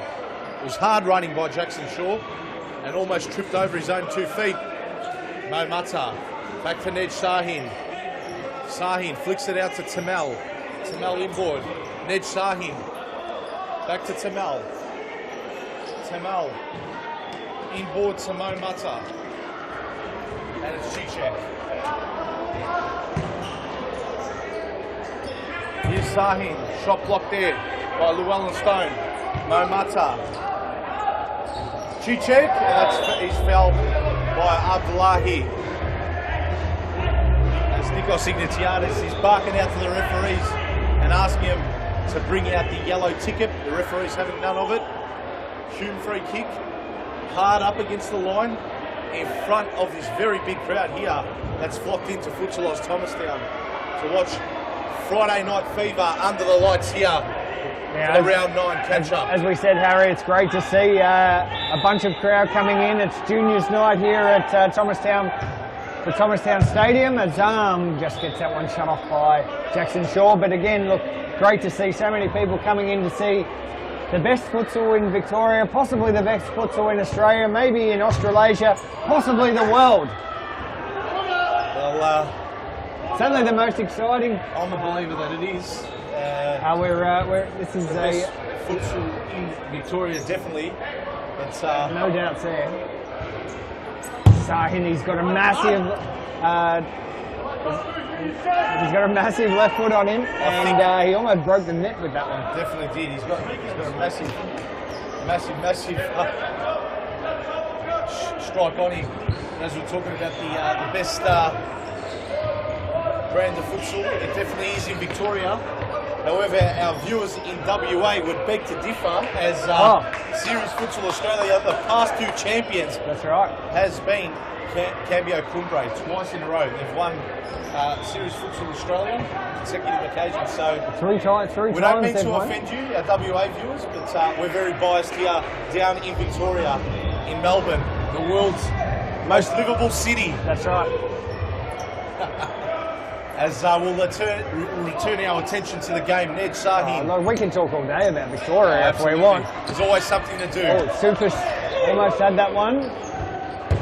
Chichek. Shot was never going to threaten the Fitzroy goal mouth there. Choma running out of time, very nearly. I think 3 seconds were counted, and he just had to. It was like a ticking time bomb. Or a hot potato. He just had to let that go, and he released it quickly, turned it over, straight back into Hume. Possession. Jackson Shaw chests that aggressively. Sahin does well. Sahin really physical there on Correa in a professional manner. And that's going to be a Hume ball. Scores lock level. And Grant, you mentioned this was going to be a low scoring contest. Already 2 goals in the opening 10 minutes. Versus the commentator. Possibly, and look, hopefully as well, because it's a. Of course, we want to see many points. I guess like any sport, the more points you see, you typically. It is. Jimmy Soufas! Jimmy Soufas almost nearly. A slight deflection there. Balla did extremely well to get his hand to it. Almost returning to his scoring ways like he did on Wednesday night here on this exact court. Man of the match performance, I believe, as well in the youth series. Well, but he did miss a critical penalty, but Fitzroy did get over the line against Collingwood. And you're definitely going to see Collingwood in action later on today. Yep, Collingwood coming up next, playing Metropolitan. It's the bottom of the table. Big battle. And that, I am sure, will have some fiery encounters, because the 3 points there is worth absolute gold. Who knows what you're going to see in that contest. Best of luck to both sides. We're hoping for goals. Could see a few penalties, maybe even a few red cards. Who knows? We'll see. Fitzroy on the attack, shut down by Sahin. And Sahin done well there. Barrientos, he's got it into the back of the net. The Fitzroy guys are upset. Jason Barrientos, great finish there. Let's have a look at the replay as we see Jason on screen getting a high five from his arm. It was a solid pass from Sahin and 2 touches from Jason Barrientos. Puts that one to the back of the net and puts Hume right on top. That's a corner to Fitzroy. It's 2-1. Hume in the black on top with 11 minutes 30 to go. Corner here. Jackson Shaw to bring it in for Fitzroy. He goes to Leonardo Correa. Leo Correa trying to dance around. Oh! Not good to see. Fernando de Moraes makes a point. Fernando de Moraes there on the sideline, absolutely blowing up at the referee. I didn't like the look of that. Let's see if we can see. Look, he's still going at him. He definitely is. He's not happy with referee George Benitez there. There he is. I did see something that I didn't like, but I'm not really going to comment too much further on that. Look, he's still blowing up at him. Maybe we give Fernando a whistle as well. He certainly wants to be involved. And here's Ned Sahin in possession. Ahmed Azam gives the ball away. Very physical encounter so far. That's what Fernando's blowing up about. That's out. Jackson Shaw running out of real estate there. Side ball to Hume. I think that's Jurcic bringing it in. Azam switching to Sahin. Jurcic, good pass. Right idea. The execution just not quite there. As the ball did trickle out of Jason Barrientos' reach. Stone to Rogan. Rogan dances around Jason Barrientos, but flicks it back into his heel. Soufas to bring it back in for Fitzroy. Here's Jimmy Soufas. With the throwing. Throws it in. Very good, Jimmy Soufas. Don't see Fitzroy do that too often. Llewellyn Stone. All play forward straight into the grasp of Rahman Bala. Barrientos copped a bit of a shoulder from Jimmy. It was too much in that it was great call there by George Memeteus, allowing the game to roll on. Oh! Scotty Rogan! Great save there by Rahman Bala. Sasic had only just come on, and he was the one who created it in that bottom left corner there. Now Sasic on the ball, Sasic just couldn't get enough on it. He has been very impressive in the youth series. You've seen a lot of him, Harry. Talk to us about the number 4 from Fitzroy. Well, he's a former Pascoe Vale player, in actual fact, Josh Sasic. He made the move to Fitzroy a couple seasons ago. I think it was a season and a half ago through the transfer window. I personally believe it's a Fitzroy gain and a Pascoe Vale loss. He's a star. Look, he's very young in age. He's only about 16 years of age or so. He's a gentleman, great personality, great young kid. Loves futsal, loves the sport, very enthusiastic about it. As he gets each game to develop his skill, his touch at youth level and also at Series Futsal Victoria. And here he is on the ball. He will get better and better and better, and it'll be a name to remember. Definitely. The key with him, though, and all young players find it hard to adjust because of the competitiveness of Series Futsal Victoria. The key to every young player is finding the consistency at this level. Sometimes they're hot and cold. We've even seen Scott Rogan, who's now is a star player for Fitzroy. In his early part of his career, he was always 1 week hot, the next week cold, but he's a very important player now to Fitzroy, very consistent player, already on the score sheet here tonight, and I do believe Josh Sasic will follow in Scotty Rogan's footsteps. And here's Llewellyn Stone with the shot. Great save there by Rahman Bala, just drops it into the pathway there of Ned Sahin. Jurcic is on, Jurcic was trying to do the team thing and the right thing there. He had Barrientos at the back post, but just couldn't get enough of it on his left foot. Sahin's going to pull the trigger here. Oh, and Jackson Shaw has copped it right in the chest. Definitely has. And it's a side ball here to Hume. Jurcic to bring it in. Jurcic back to Sahin. Sahin switching play. Out to Mohamed Temel. Temel. Another great player at youth level and definitely finding his feet at Series Futsal Victoria level. Good to see him out there wearing the all-black Hume strip. Great player and a real talent, Mohamed Temel. Sasic. Omar Hardy, another young Fitzroy face, on for his first impact of tonight's game. Rolls it back to Llewellyn Stone. Stone to Jackson Shaw. Jackson Shaw, great touch. What can he do? He slips, and so too does Ned Sahin. Sahin gets the ball. And Sahin wins himself a foul, and he switches over to Temel. Harry, I think the combined age of the current Fitzroy team is probably younger than myself, and there's 4 of those blokes out there. You're trying to call yourself a senior, veteran, old man, over 55? Well, not quite over 55. The hair looks like it's over 55. Definitely some young faces out there, and I think it's fair to say they might not just be the best team in Series Futsal Victoria just yet, Fitzroy, but I do personally believe that they have the best and the best younger side, if that makes sense. So They're very competitive in the youth competition. We've actually got two teams at youth level, and one of the teams they have competing in the youth level is Fitzroy Blue. They wear their predominant blue suits, and believe it or not, Grant, normally the youth level is played between the ages of, say, 22. Hamill, that was great. If they finish here, it's playing the round. Oh, no. Great save there I by called it Michael a bit Chamer. too early. Charmy saved it well. Let's see if we can grab a replay of that as they go and grab the ball. Here it is. Hamill had Hamill. put himself in the right spot. Charmy just saw it. It was probably not right on target.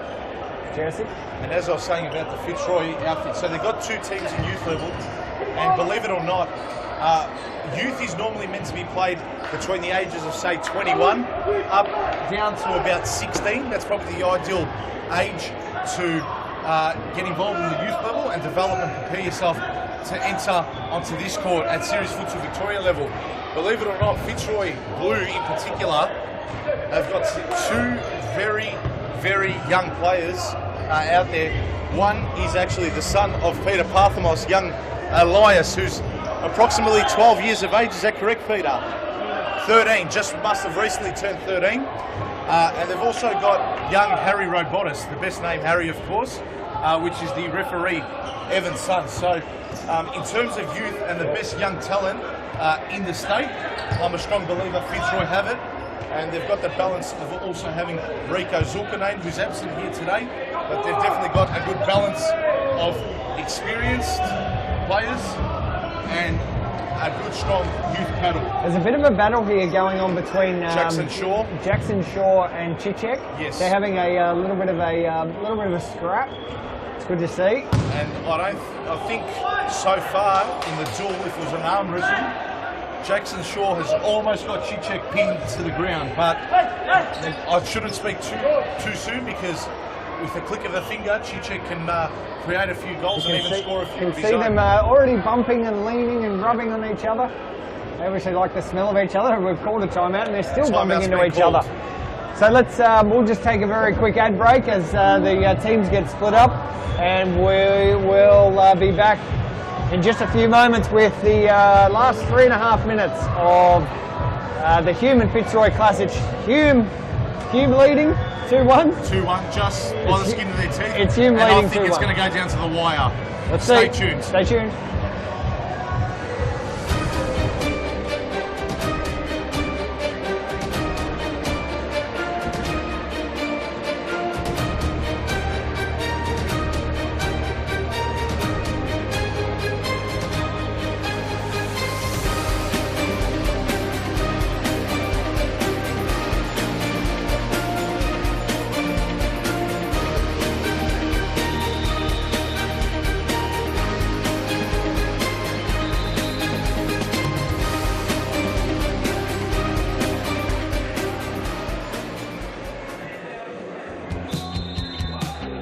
Now is the time to enter a team in a Futsal Oz Social League. Open for men, women and mixed teams almost every night of the week. We will match your team's abilities to an appropriate league, giving you a competitive and fun experience.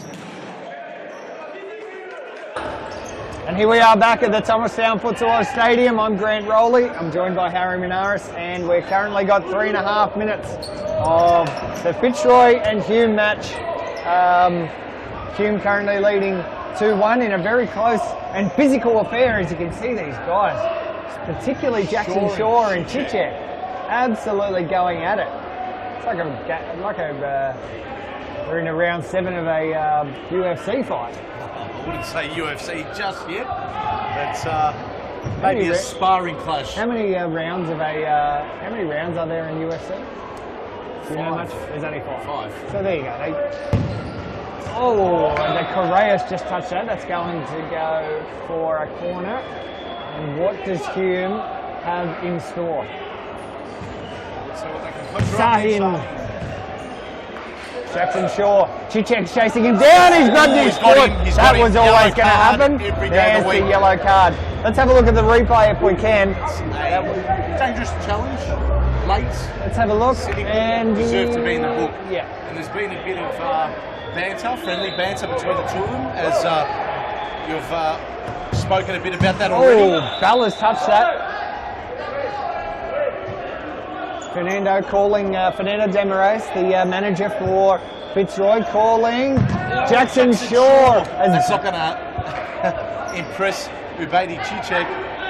His old nemesis there, just getting the ball straight into his back. Jackson Shaw's going to sting him. Jackson Shaw's run away from Cicek now. Cicek is at it with someone else. It is a frantic match here.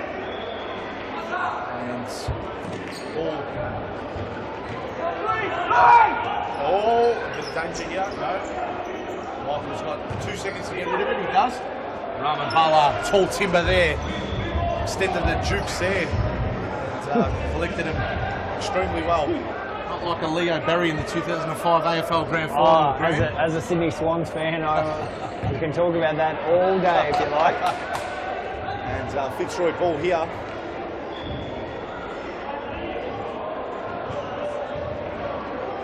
So compared to the last match, Harry, a low-scoring one, but very, very entertaining and quite physical. Yeah, absolutely. And I wouldn't have it any other way between when these two sides meet up. It's always a low-scoring, physical, at times fiery contest as well. But, let me tell you, on the field they're enemies, off the field they are best mates. I know, Jimmy Soufas is very close with Mo Mata and all them boys, and there is quite a lot of banter on social media, on Facebook. And Jackson Shaw.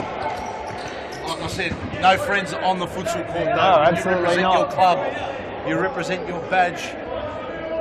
The only friends are your teammates. You don't give a rat's flacker about anybody else. There's Sahin. Ubedi Cicek. Rogan does well there. As a referee going to judge this one. Hume ball. Scott Rogan not happy about that call. Shot there fired. That's half time. That's half time. That go? I didn't even know it was dying seconds. Well, I think we're 2 into it. There's 23 minutes to go though, Harry. Still a long way to go. We're going to go to a very short ad break, Harry. Thanks for joining us, everyone on out there on the YouTubes.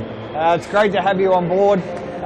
It's currently 2-1. Hume, you're watching Series Futsal Victoria live from the Thomastown Futsal Stadium. We'll be back very shortly.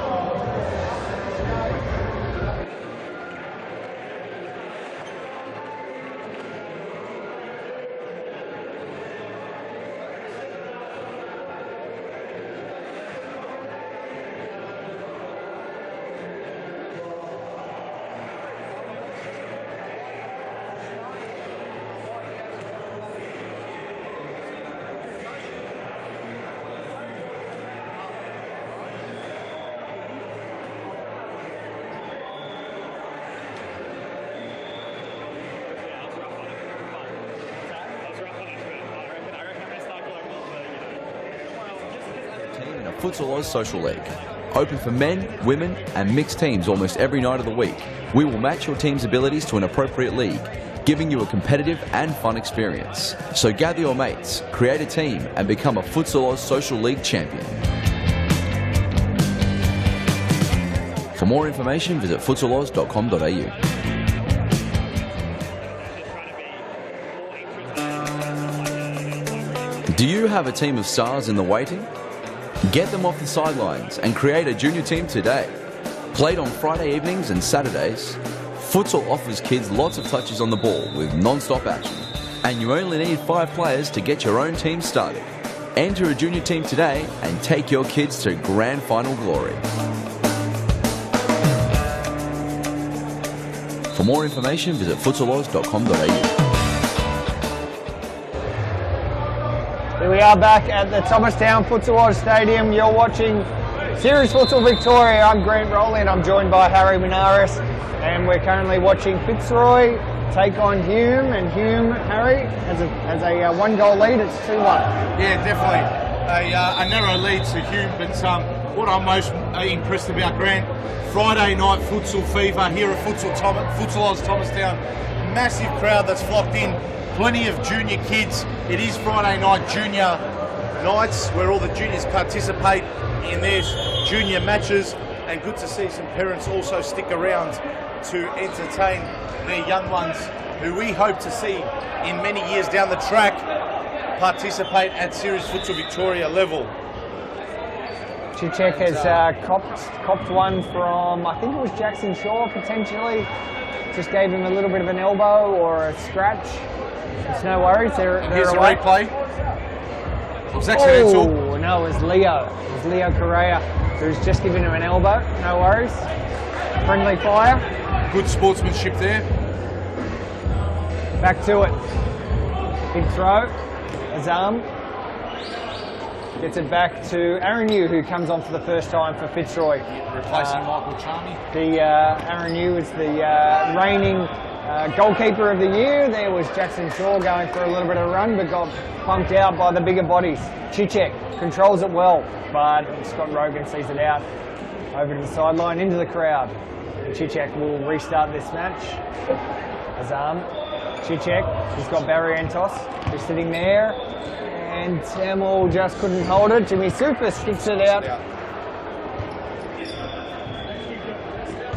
Jason Barrientos switching to Ahmed Azam. Azam up the line, but it's gone out. And it'll be a side ball to Fitzroy. Here's Scotty Rogan bringing it in to his partner in crime, Jimmy Sufas. Jackson Shaw, great use of the feet there. Sufas to finish it. Oh, it does the team thing. Oh, Scott Rogan just got to get his toe to it. Balla pinched it out of Scott Rogan's waiting feet. It's a nice little bit of play. Temple now going for a run. Jackson Shaw's played extremely well. Jackson Shaw's been bowled over again. Jackson Shaw now goes in for a tough challenge, and Chichek's got away from him. Chichek not happy with his teammates.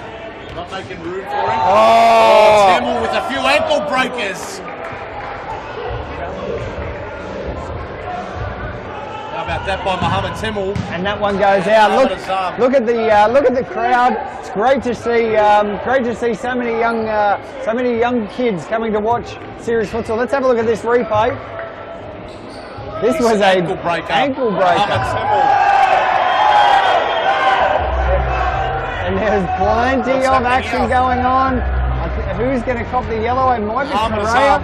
Ahmed Azam. No, it's Azam. So let's get let's see a replay of that Fernando incident. Di Maria's not happy about that call. He wanted red. Azam push, goes in at the feet. Is he last man? No, he's not last man. Chichek was last man. Referee's got it absolutely spot on. Great call by the referee. Here's Correa going to Jackson Shaw off one step. Looking for Sufas at the back stick. And just too much mustard on it. A simple set piece. It almost worked. I think Fernando Di Maria's, that's out of the textbook. Straight out of his textbook, and they would be definitely working on that on the training ground, and it almost paid dividends on the pitch rather than a training pitch. So that's one foul each for these guys. We've only been playing for 3 minutes. Silly fouls as well. Let's not be surprised if we see too many fouls and we end up at the 10-yard line. Sufas goes in hard. Yeah, good contest there by Tamal and Sufas. Clean, fair, physical challenge. As I get the thumbs up by Ubaidi Chichek. Scotty Rogan. Couldn't keep it in. Great atmosphere here, Harry. I know we keep talking about the great crowd that we've got in, but as you can see the kids there. They are waving on the sideline. Give us some dabs, boys. Give us some dabs. Yes, they love it. And they're dabbing now. And they're doing some big, nice dabs. Good to see them enjoying some quality, hard-fought futsal here at the Thomastown Stadium. They're excited. They're definitely enjoying tonight's entertainment, and let's not forget they will also enjoy Sunday's entertainment. Fantastic time of the year, December. I think Christmas has come early for Futsal Oz fans. We're only how many days away, Grant? Or is it the 9th? We're Christmas? 16 days away. But, You have to ask my 7-year-old daughter. She's counting down the days until Santa comes. absolutely. Great. No, I definitely was. I still am. Correa, but he's just sprayed it wide. Next goal here, Harry, vital. Absolutely. If Hume get it, it could break Fitzroy. If Fitzroy get it, it's game on. Could be definitely some. They definitely could have some breathing space if they score the next one. If Fitzroy equalise, game on again. And if the score does go 2-2 within the next 5 or so minutes, what an entertaining grandstand finish we'll have in this one between second place Hume and fourth place Fitzroy. And Nicholas Ignatiadis, the Hume coach, just telling his Hume boys to settle down a little bit as they seem like they are not just hitting every single pass, they're just rushing a few plays that they normally wouldn't rush. So the players set up. Chichek, Sahin smacks that over the bar, well over the bar. And Aaron Yu will take the ball back. Aaron Yu's throw in. No one wants to give him the ball. No one wants to give the ball. It's all right. And here we go. Aaron Yu will take possession now. Long throw. He opts for the long throw. Llewellyn Stone. Llewellyn Stone got right up there. No one there at the back stick.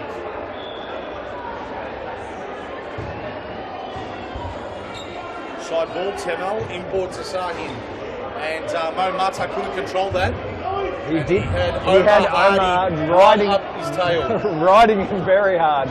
Omar, another youngster who are not afraid to mix it with the bigger bodies. Absolutely.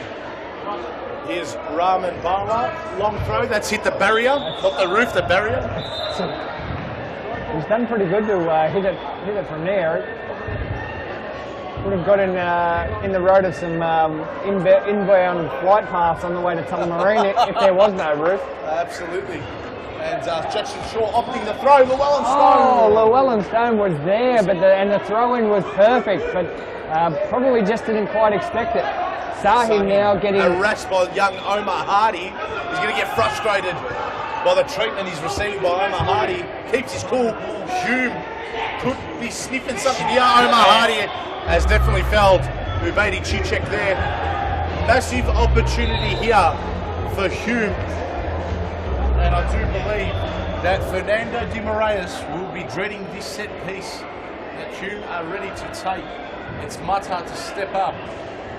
Two-man wall, and then Sahin standing to Omar Hardy's right. Mo Mata is guiding his troops. The 1-2. Oh! Great save there by Aaron Yu because that was going in. Good little set piece. Good to see these teams bringing in some lots of set pieces now from these close range penalties and side balls and corners. Absolutely. Here's Temel.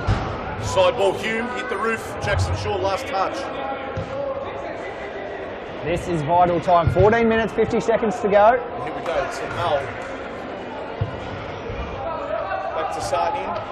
Temel in possession. Gets around Stone with ease. Scotty Rogan gets ball. I think there's a bit of a... I thought that was a foul, but I didn't have the best view of it. Skills. Jackson Shaw. And Temel would be filthy on that. 13 minutes, 30 seconds to go, Harry, and the game well and truly in the balance at the moment. Omar tries to go himself. Get around Temel. Temel had placed himself perfectly. A couple of substitutes now for Hume. Some fresh legs. Mata. To Sahin, smacks it straight into Jackson Shaw's face. And he was seeing stars temporarily. Jackson Shaw has copped it tonight. Straight off his chest. I believe that chest is benching about 140 kilograms at the gym week in, week out. Yeah, I don't know if I'd like to meet that. Thank you very much. Rogan. To Jackson Shaw. Shaw inboard to Stone. What can Fitzroy conjure up here? Nothing conjure up here. Nothing in particular. It's Mata who's coming away with it. Mata couldn't dance around Stone. Rogan does well. Stone 2-on-1. Well intercepted there. Critical save there by Mohamed Tamal. That's 5 fouls for Fitzroy. That's 5 fouls, and that's a yellow card. And they're in trouble. 12 and a half minutes to They're go. in 5 massive fouls. trouble, Fitzroy. Hume need to be patient here. Fitzroy need to be super careful. Correct. I think there definitely will be a 10-metre penalty spot kick very, very soon. They've got no one but themselves to blame. Fitzroy, foul after foul after foul. And when you don't save him till late in the game, it could come back to bite you in the backside. And that is not where you like to get bitten. No, absolutely not. It's a side ball here. Mo Mata to bring it in. Goes to Sahin. Sahin, Rogan intercepts. And Rogan had no Splits choice. his He lines. had to clear. Played the percentages well there, Rogan. Pressure by Abdullahi on the keeper. It results in Aaron Yu, who just rolls it out to Llewellyn Stone. Stone, great pass there. Scotty Rogan couldn't twist in the field of play and turn Ahmed Azam inside out. So it'll be a Hume ball. Mata brings it in. Oh, great interception there by Correa. Abdullahi might be on here. 2-on-2. Oh. It's a heavy touch there. Abdullahi, no foul given. Yes, it is now. It is a Fitzroy free kick. Let's see what they will do here. Fernando de Moraes always has an ace up his sleeve from set pieces. So too do the boys. Kids from going Fitzroy. ballistic in the background. I'm not sure if they're more excited about the futsal or if they're just excited to see themselves on the big screen. Yeah. Oh, And that's a Correa. corner. Bella has touched that one, and we're going to see a corner kick. And for me, corner kicks in Fitzroy means set pieces. Here we go. Yes, no. Abdi almost put himself on the scores list. Here's Aaron Yu. Rolls it out to Leonardo Correa. Correa. Hume have just got to try and... Oh, great ball. Barn keeps it in. Mo Mata. No foul there. Great bit of play there by Scotty Rogan. And that is Hume's third foul. 5 So they're in a fouls. bit of foul trouble as well now. That's right, 5 fouls to Fitzroy and 3 to Hume. They need to be careful. Let's hope the intensity doesn't come out of this one. Because with 10 minutes on the clock, as Abdullahi just sees that one over the sideline. Lots of talk from the Hume guys. Here's Ahmed Azam bringing it in. Sahin Tamal. He's been my man of the match, Tamal, so far. Abdullahi does well and wins a side ball for Fitzroy. What else can he do now? Goes to Leonardo Correa. Correa trying to dance around Sahin. Couldn't do so. Doesn't want to give away a foul here, Leonardo Correa. He doesn't. They've Freeze pressed. possession. Oh! Oh, wow. Ned Shahin has absolutely booted that into a Young little girl. young little girl. I hope she's okay. She's okay. No, she's okay. A little bit of a shock. Glad it only hit her on the shoulder. Yes, correct. She'll be able to watch it back on the watch it back on the replay. The crowd involved, everyone involved. Fernando de Moraes involved. It's all happening. And here's Leonardo Correa, side ball for Fitzroy. Scotty Rogan, well done, Mohamed Temel. What can he do here? Ooh, shot fired. The Wallenstone Wild blocked it in. And here we go, corner here to Hume. Ahmed Azam to bring it in. What can he do? Mohamed Temel didn't expect that. He was meant to let it go through his legs to Nikola Jurcic. 8 minutes and 30 remaining, Harry, and we haven't seen a foul for a while. Bit of space. Oh! Deflection is good enough to keep it out temporarily. Azam, Tamal.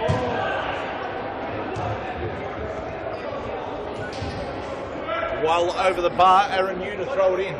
Aaron Yu, long throw. Abdullahi trying to get around Sahin. Sahin doing well, not committing the foul.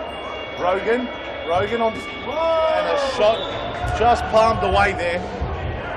And here we go, we've got Scott Rogan taking the corner here for Fitzroy. Goes to Correa. Correa, shot! Oh, Raman Bala. Another save. Great save.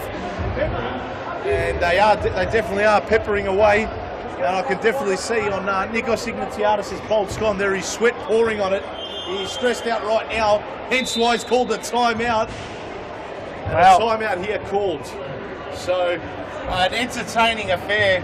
Although it has been low scoring and there's been no change to the scoreboard, 2-1 is what the score remains at this point in time. Let's not go to an ad break. Let's just keep talking here. Harry, you've been so excited. You've been out of your chair. Absolutely. Great to see. Great to have you back in the commentary box Thank as you. well. I wonder if we can just get a shot of the crowd because from our top camera, because the entertainment here has been fantastic and the crowd have really got into it as well. We're currently at 8 fouls for the half and an incredible amount of passion, an incredible amount of physicality being thrust upon this game. Hume has done extremely well not to get too involved in it. Fitzroy has been sucked into a few of those fouls, and they can't give away any more. Otherwise, we're going to end up at that 10-metre mark. Correct, I totally agree. So Fitzroy living dangerously and living by the sword. You just hope that they don't die by the sword because 5 fouls in about, I think it was 7 minutes to give away. That's poor play. That's undisciplined stuff, and poor futsal by them. Look, Hume are in a little bit of a spot of bother in terms of fouls. They're on 3. Fitzroy have to remain very, very focused, very, very disciplined.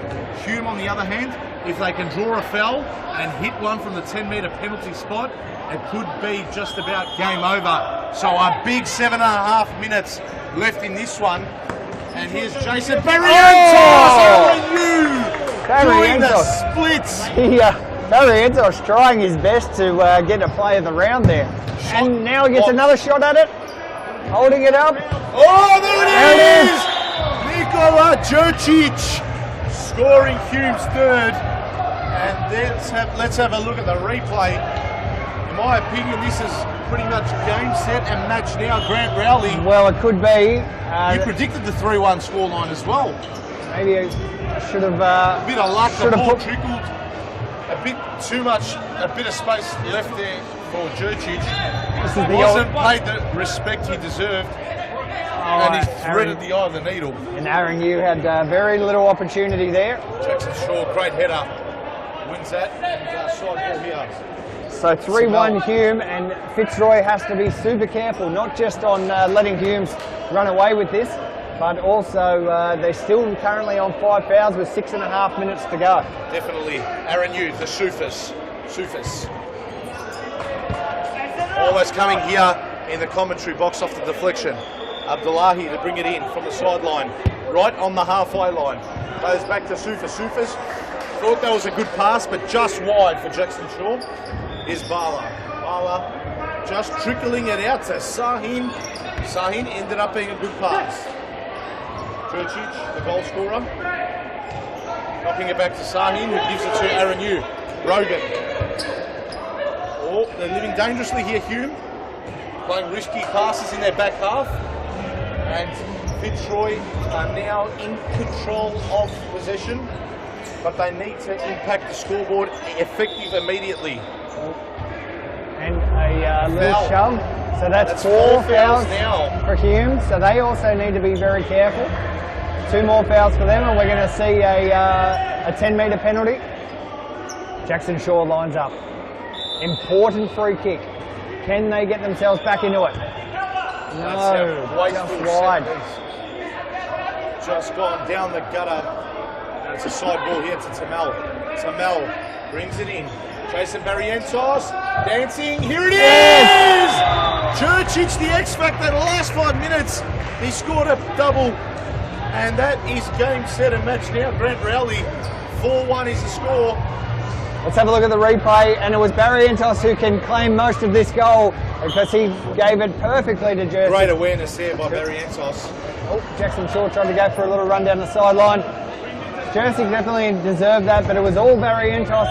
Sahin needs to take a step back, otherwise he's going to cop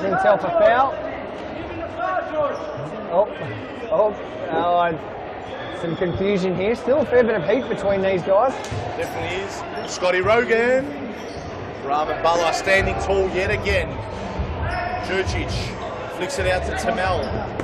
Who have you liked as your player of the game tonight, Grant? Do you give it to Tamel, number 48 for Hume, or do you give it to Nikola Jurcic for having the impact in that 5-minute period where he slotted 2 goals? It's very difficult for me to pick a player of the match. I think Tamel has played extremely well. Bala's been excellent in goals.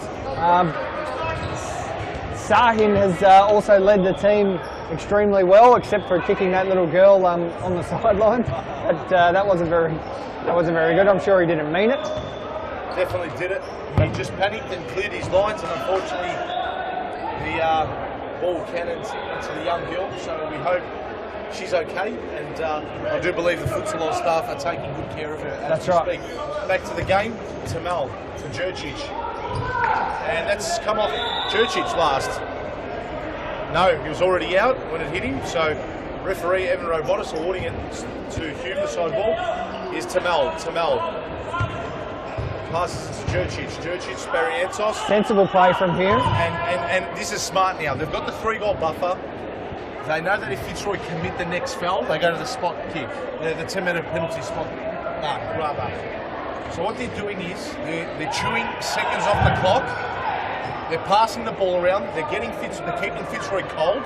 They're getting him frustrated, and they're looking for that 6th foul to go to the spot and just absolutely put the icing and the cherry on the cake. So That was Sahin, 158 kilometres an hour on not too far away. I don't think it was centimetres away. It was millimetres just above. Here's the replay. Watch Sahin destroy this ball, and it's just gone over the crossbar. Above the crossbar. 2 minutes 30 to go. Hume currently leading 4-1. Fitzroy need a goal right now, and they can't afford to give away any fouls because they're currently sitting on 5, and they've been sitting on 5 for the past 10 minutes. So they've done it very well to just remain.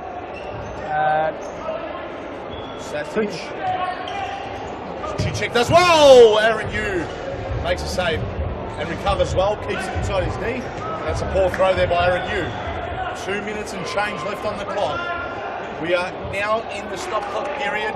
Everything must go right here for Fitzroy, and everything must go wrong here for Hume in order to end up in a penalty shootout. But in my opinion, the game is dead and buried. Jimmy Sufis flicks it to Correa. Correa behind Sasic, side ball Hume. Ned Sahin, the skipper, to take it in. 1:48 left. Brings it back in. Azam. Azam switching to Cicek. Cicek dancing. Back to Azam, up the line. Was looking for Barrientos. It's Jason Barrientos, of course. Nothing doing. Aaron Yu has got the ball. 1:37. We're almost halfway there for Friday night under the lights at Futsal Thomastown. And here's Llewellyn Stone running down the wing. Oh, off the post. Jimmy Sufis, can he get there? No, he can't. Cicek gets there. Ahmed Azam dancing in between 2 of them. He does well. Jason Barrientos pulls the trigger. Aaron Yu, great save. Was it a goal? What a save. No goal, says Evan Robotis. That is by Aaron Yu, not just once but twice. And if we can have a look at the replay shortly, I know it's in dead time. Look at this. What a great save. So Barrientos pulled the trigger. Yu made a save, and then a second save. And I think the refs made the right call there, Harry. I'm encouraging the Series Futsal Victoria production team to start introducing Save of the Week. Goal for goaler. We've got Goal and Play of the Week, but sometimes we should have Save of the Week, because goalkeepers can get very easily blamed for goals, but sometimes their efforts go unrewarded. Great save, Aaron Yu. Corner here to Hume. Sahin! Deflection off Leonardo Correa. Another corner.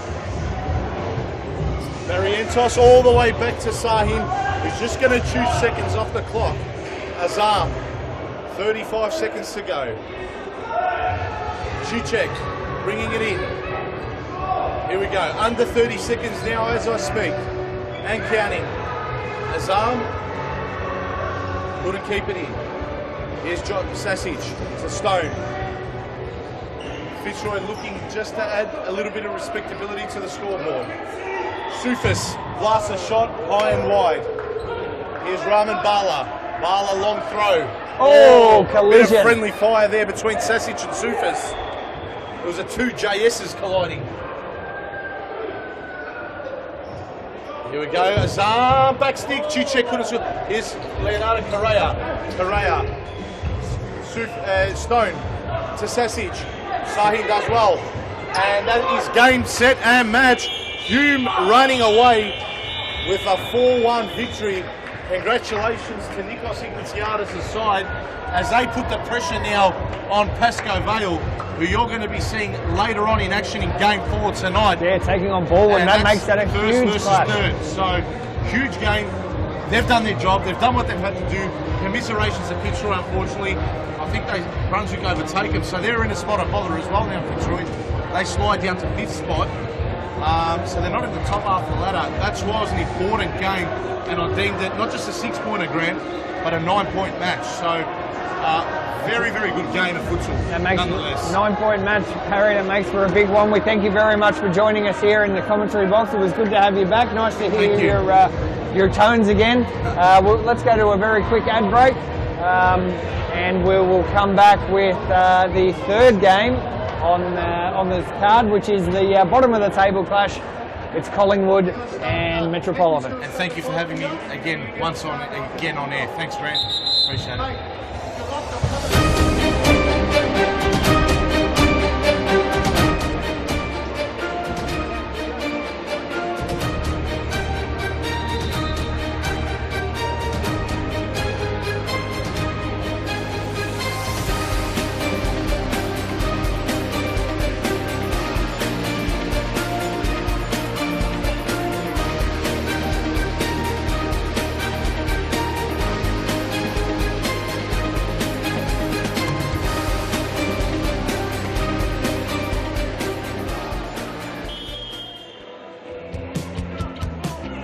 Now is the time to enter a team in a Futsal Oz Social League. Open for men, women and mixed teams almost every night of the week. We will match your team's abilities to an appropriate league, giving you a competitive and fun experience. So gather your mates, create a team and become a Futsal Oz Social League champion. For more information, visit futsaloz.com.au.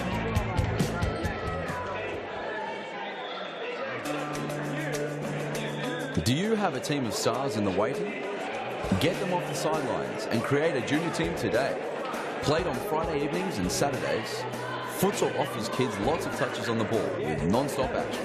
And you only need 5 players to get your own team started. Enter a junior team today and take your kids to grand final glory. For more information, visit futsaloz.com.au.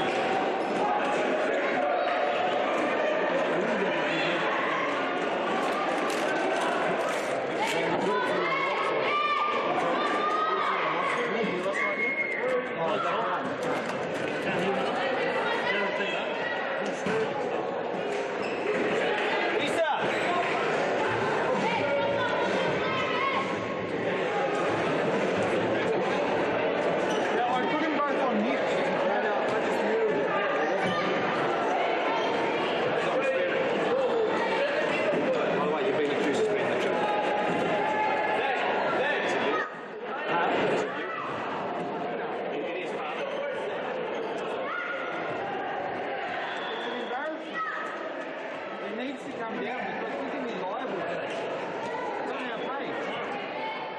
I took down the bit where Mo or whatever his name was saying about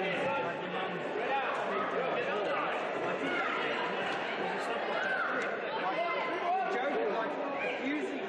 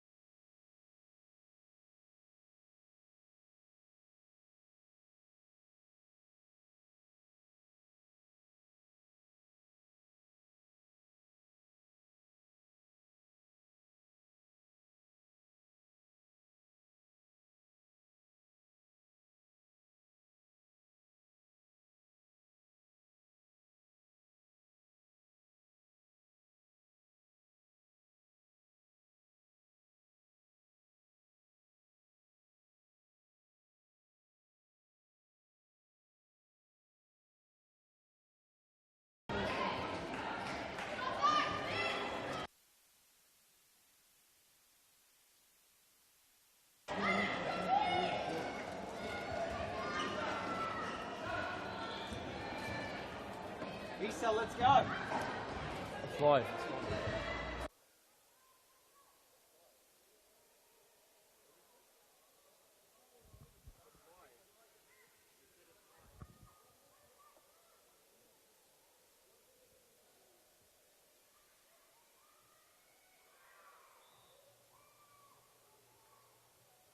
So here we are at the Fitzroy Thomastown Stadium. You're currently watching two young junior teams go head to head in a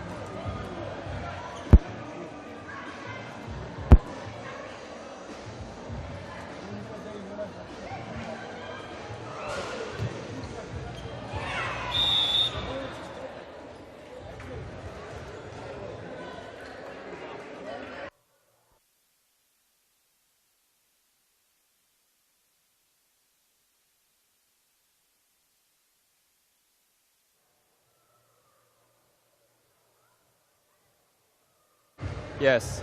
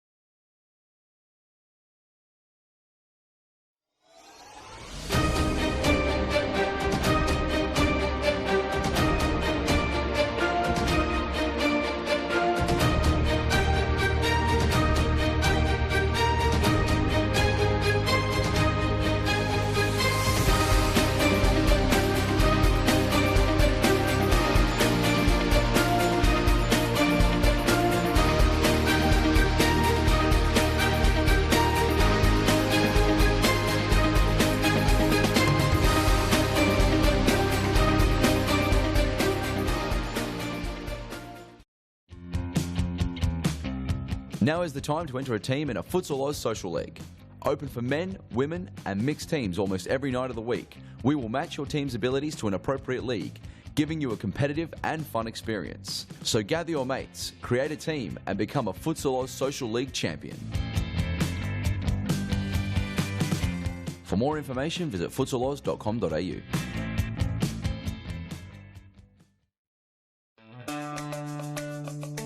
Do you have a team of stars in the waiting?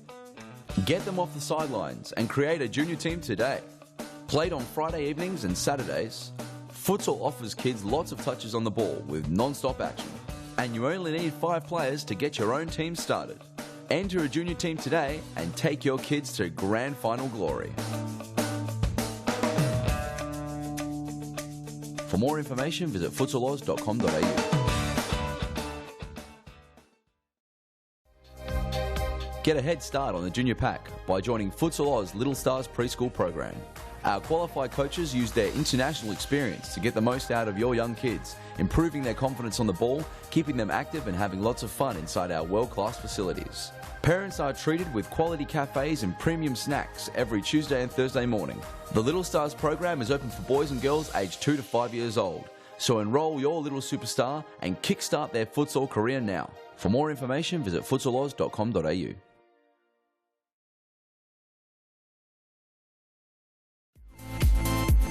Futsal Oz mixed leagues are a great way for all your friends and family to play futsal. Boyfriends can play alongside their girlfriends, and wives and husbands can join forces to take on the mixed futsal world.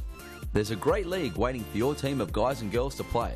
Whether you are a group of super competitive players, or you just want to have a bit of fun. So pick up your phone, text your pals, and start a Futsal Oz mixed team today. For more information, visit futsaloz.com.au.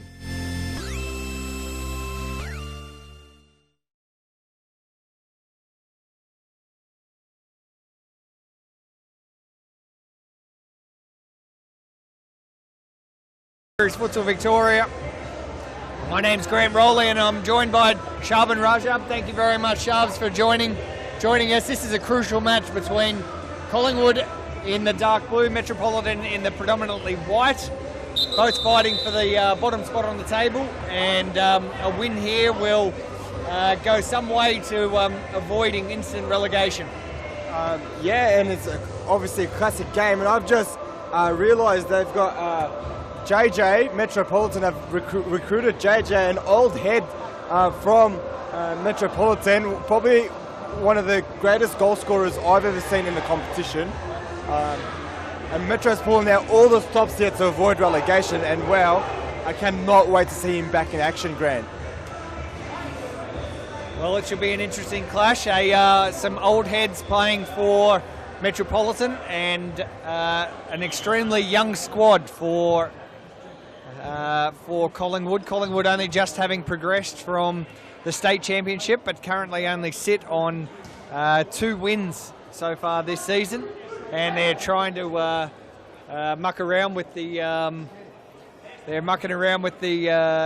official photos. Anthony, you need to tell these boys that they need to take these photos serious. And we're getting ready for the third game in such a vital game.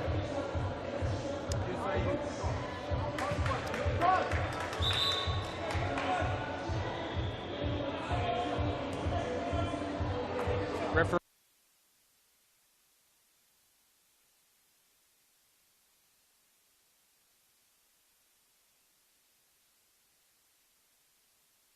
So here we are, the kickoff. Game 3, round 9, Series Futsal Victoria action. And Ben Monteleone on the ball for Collingwood, the Collingwood captain, the Collingwood leader, and that was a nice through ball, but not quite enough. It's the Tuna in goals for Metropolitan.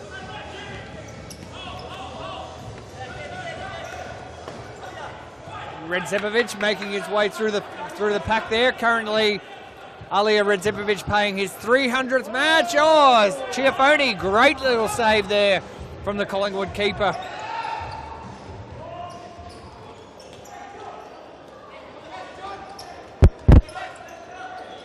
Must be a goal, no. Great save, and Monteleone will just calm it down for Collingwood. Sharbin Rajab, just I expect this one to be quite a high-scoring affair. What would you say? Oh yeah, I'm really looking forward to this. It's probably 2 very well-drilled teams. You know what? Back in the days, you would have said second last versus last would have been a boring game, but such is the quality of the league now that, exactly as you said, you can expect plenty of movement, plenty of action, plenty of chances, and plenty of goals, obviously.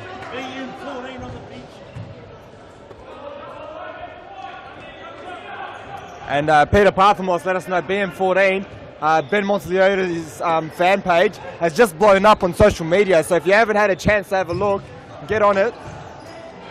I've got a feeling it's a fake account, but I kind of like that anyway, so jump on BM14, search BM14 on Facebook, and join the 50-odd people who like it at the moment. Well, the Series Futsal players are gathering quite a following, so why not have a social media page? They've got a lot of fanfare.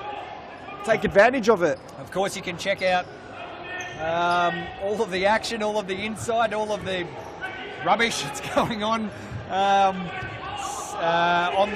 the Series Futsal Victoria Facebook page. Of course, Series Futsal has its Instagram page, some great photos, lots of ways to follow this fantastic competition. And there is BM14 there with a strike in. Monteleone just sees that one spray to the left of the big tuna. And Grigic up to Dino Redzepovic. He's got his brother there. He tried to find his way through the pack but couldn't do it. Now Collingwood have a great chance to counter-attack. Monteleone. His Gino strike finds Garcia at the back post and was not privy to it. Yes, not sure. Turn and Dino foul. just gets fouled. Oh, quick play. Grigic can finish, and Alia tries for his 8 millionth series futsal goal and just goes wide. The little Emperor just could not turn it in. It's Alia's 301st series futsal match, so such a legend, highest goal scorer, most assists. He's got all the stats, but no championships either.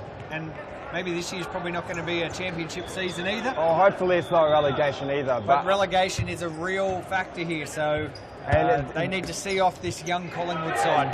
BM14. And in saying that, you know, this game probably decides who gets relegated, Grant. These teams are only separated by 3 points as BM14 draws another foul. Separated by 3 points, and possibly if Metro loses this, they find themselves 2 games behind second last, which is not ideal when you're fighting to stay alive in series futsal. Well, and with no draws, you know there has to be a loser, has to be a winner, Grant. Shot Garcia just sees that one spray wide, so it does look like one of these two teams, certainly on current form, will be the team that will be instantly relegated. And if one gets relegated, that means one has to be promoted. And Shaban, you're currently leading, your FC Carlton is currently leading the state championship with a nice, comfortable 7-point lead 7-point gap over the field. So, and we've got second placed on the ladder this Sunday as well, so there we go. Massive game for us. So Carlton looking to get back into the top flight league, and I can imagine it's frustrating, exciting to be on top of the table, but frustrating for yourself to have. As Monteleone pulls out a shot, definitely frustrating, Grant. But at the same time, it's enabled us to go back and work on the things we needed to work on, obviously, on our plays and our tactics and in our squad. So, but you know, as they say, you fail to prepare, you prepare to fail, and we did that last season, and we found ourselves in the state league. So, I think teams more than ever get caught out if they don't prepare. I know Metropolitan now are more organised than what they used to be through the fear of relegation. So, but it might be a little bit too late for them. Or hope not. Fingers crossed. Look, could be. There's still 10 games to go in this competition, including a game this Sunday, which is the final series futsal match for the 2016 calendar year. So still lots of time for either of these teams to even avoid relegation as Redzepovic and Chiapponi clash. And Green's mongrel found its way to Gergic, who couldn't control it. Thought about the throw-in. And Jeremy Lau. Garcia. Jeremy Lau taking control of this play. Very tactically sound, young Jeremy Lau. Ben Monteleone! It's BM14! BM14 opens up the scoring. Let's have a look at the replay, because Monteleone has got his young squad off to the perfect start. And he started it with that nice pass. There's a 1-2 and a 1-2 and good patient play from Collingwood, who strung together 9-10 passes before that goal. So working well on and off the ball, Collingwood. And the daggers begin to fly with Metro. Cannot afford to concede any more goals in this very crucial battle for relegation. And Alex Cobo, veteran of this Metro side, veteran of the league. Celine Karenfil. And Collingwood on the counter, 3-on-2, massive opportunity, and a fumble says 2-on-1 the other way, and Oscar Mangrina cannot take advantage. This is a dangerous foul there from Dino Redzepovic. Dino asking a question, not really sure why he copped that foul, but we might be able to have a quick look at the replay to see exactly why the ref blew his whistle. We just missed it there, no dramas. See, he just catches him late on the back of the hill there. Right call by the referee, George Memeteus, who was right on the spot. George loves blowing his whistle too. He's a big fan of it. Yeah, I know a lot about that one. Mangrina intercepts Karenfil. Salim Karenfil plays Redzepovic, wants to return pass, doesn't get it. So Alex Kobo will try and play from the back. Karenfil eventually on the end of it, turns, twists, keeps the ball in play somehow. He's got one of the nicest hairdos in serious futsal, Karenfil, in my opinion. Not that I'm much of a hair connoisseur. I think he'll appreciate that one as Mangrina will look to play it out. Kobo. Back to Mangrina, and JJ is on the park. I am so looking forward to this. Can someone get him the ball? One of the most prolific goal scorers in the league. He's got a massive kick on him. And his first touch is a beauty, setting up Mangrina. Just touches the roof. We might hear the rooster. There it is. The rooster came out nice and early. There it is. That ball was over the line. Nothing gets past Evan Robotis. He is referee of the year, in my opinion. Cooler Cup champion. Kobo. And JJ holding the ball up quite easily.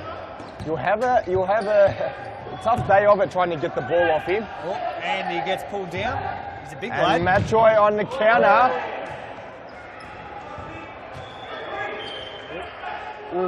Ben wants Leone. No, but I think the game was stalled anyway because Garcia had rolled that ball over the sideline. Matroy. Dangerous pass there from Al-Gharabi. There might be punish here. No. Could not take advantage from Martin Carrera.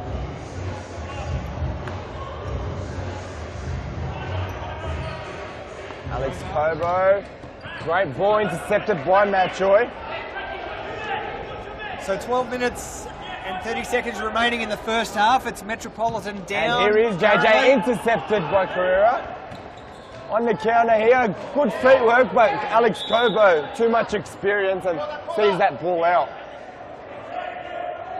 Corner now for Collingwood. What do they have? He is BM14. Goes himself. Oh, Yes. That was a handball. And Garcia plays it over BM14. Let's have a look at. Well, let's see if we can see the replay of that one. BM14 on his left foot. It was a great save. Oh yeah, I think Garcia actually handballed that in the box when unseen for Anfield. Tough challenge. And Nabir Tana in goals for Metropolitan. I think in his fourth game for them. Had a great debut, but hasn't been on the winners list just yet. Correct. Ben Monteleone cuts in. I think this newfound fandom of BM14 has sparked Ben Monteleone. He's having an absolute rip behind, plays it to the back post. Great and goal. Gino Belentos. Collingwood, that's 2. Metropolitan nil. Let's have a look at the replay, and it's all Monteleone again, who backed himself, went down the left-hand side. And Tana miles away from his goal. It's easy to tap in for Belentos. And 2-0 in this very important fixture as Karenfil smartly turns and shoots. It's do or die here at Futsal Thomastown, and BM14 is stepping up. As Mirko Jemanovic enters the pitch for his first spell. And now I'm going to attempt to say JJ's name. It's a bit of a tongue twister.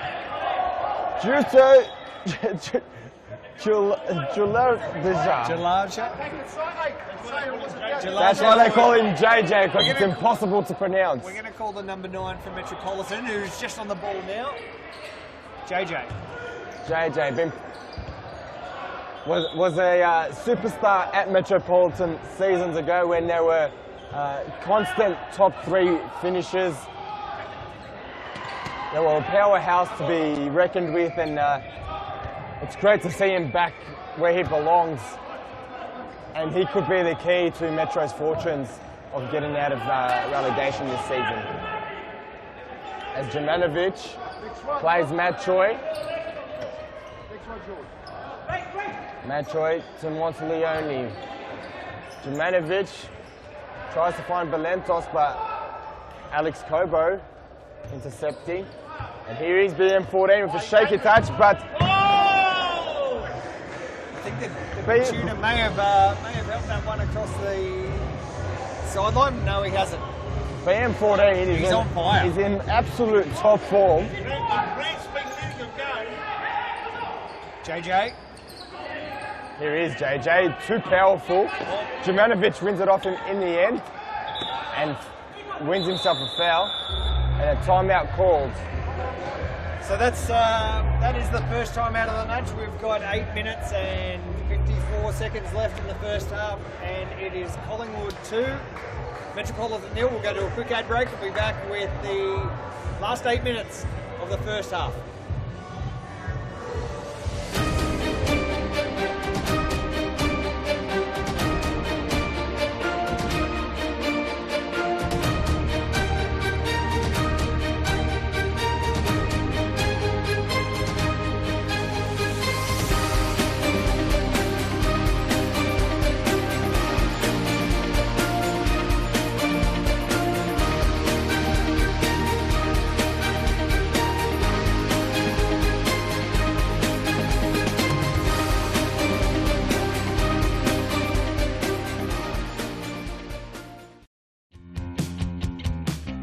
Now is the time to enter a team in a Futsal Oz Social League.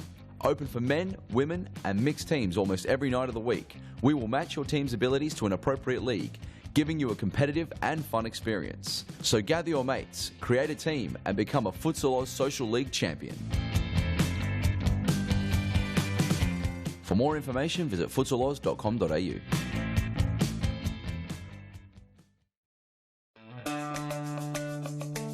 Do you have a team of stars in the waiting? Get them off the sidelines and create a junior team today. Played on Friday evenings and Saturdays, Futsal offers kids lots of touches on the ball with non-stop action. And you only need 5 players to get your own team started. Enter a junior team today and take your kids to grand final glory. So here we are back at the Thomastown Futsal Stadium. It's Collingwood 2. Oh, great save from Chiafone. Great save from Chiafone. Collingwood currently leading 2-0. See Metropolitan using these. Smashed in. Great to see the crowd continuing to stay here. Friday night futsal. It's great to have lots of people. Caranfil could score. Chiafone, great save. There's some dedicated fans up in the stands. A few of the guys from Mount Evelyn. Danny Gresher plays for the mighty Fighting Hampton team in the State League 1, currently leading State League 1. Also leading. This is a high-profile commentary box here. Very successful at the moment. Both teams first in their respective leagues. Making their way up to Series Futsal, hopefully. Series Futsal level. And back So to the we'll action. see. My name's Grant Rowley, captain of the Hampton team, and I'm joined by Shaban Rajab, captain of the Carlton team. Maybe we could merge the teams.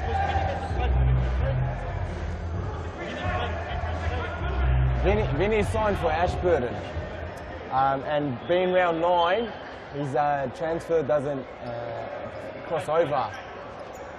As we have JJ on the ball and he just sent it long. A bit rusty, I think. JJ, as I mentioned, hasn't been in the game for a while. Machoy on the ball, And down to Jemanovic, but just not there. And Collingwood clearly with the better tactic here. They're holding on to the ball, have a good formation and set up about them. And Metropolitan playing a more freestyle sort of futsal. Nothing wrong with that. But Collingwood clearly have a better idea of what they're doing, and hence why they are 2-0 up. 8 minutes remaining in the first half. Collingwood 2, Metropolitan yet to score. It's the cellar-dweller battle. Very, very important match. Durant just sees it go left on his unpreferred foot.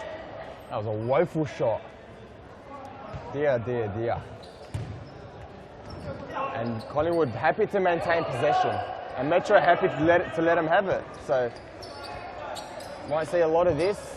And they do break through eventually. And Jemanovic, don't know what he was trying there. It's the roof again. The rooster comes back out. Someone catch that rooster. Catch it. Gergic to Kobo.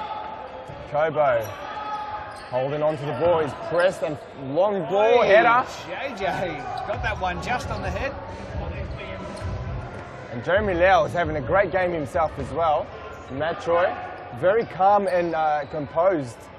Collingwood at the moment, not rushing, not forcing passes, but Ben Monteleone making a mistake, trying to take on, could have been disastrous.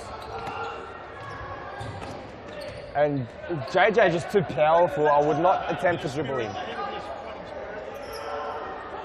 Gergic, JJ, shuffles down the line, gets onto his left foot, and sets up Gergic for Metro's opener. Game on, ladies and gentlemen. Gergic got the tap in. Let's have a look at the replay. And that makes no doubt about it. Created by JJ on that left foot, found some space and just put it on the platter for Gergic. And Metro, who haven't looked threatening at all, finally find a breakthrough. And they're applying the press now. And JJ, very animated. 2-1, Metro back in it. And it's game on with just under 6 minutes to go of the first half. At a crucial match here between Collingwood and Metro. And a dangerous turnover from Jeremy Lau. Kobo was very smart on the ball, just wasted it. Great to have you guys joining us here on the YouTube live stream. Free and exclusive on the Futsal Wars YouTube channel. Please feel free to send through your comments, any suggestions, any sledgings for the commentary team. Apologies if we get anything wrong. I think we're trying our best. I think the music might be too loud. The music causing a lot of controversy this week at serious futsal level. Big throw, and the tuna right off his line and strong. Fair challenge. Garcia has copped it, and as we can see, great side pitches here. Garcia now I think up off the ground. a couple of the Collingwood players are asking for a free kick, but keeper's entitled to go for that ball. Here's the replay, the tuna. He had his head on it. He had his eye on the ball and only took the ball. That's what I'm saying. So I think the players need to be smarter. Keeper's always going to go through you. He's not going to give you an inch. If you're not prepared to give the keeper the ball, then you better be prepared to take that strong hit. So it's pretty brave from Garcia, but maybe a little bit silly as well. As JJ turns and gets a shot off to Centafoni. Centafoni makes a save. Out to Gergic. And JJ starting to hit top gear as he plays a 1-2 and forces another save from Ciaffoni. And Ciaffoni says, not in my house. This is my zone. You've got to do a lot better than that. Jeremy Lau clears it and could have caught Tunner off his line. So Tunner is the pronunciation of his... I believe so. I've heard a couple of his not his teammates, his personal friends call him Tunner by tuna sounds so much better than big tuna.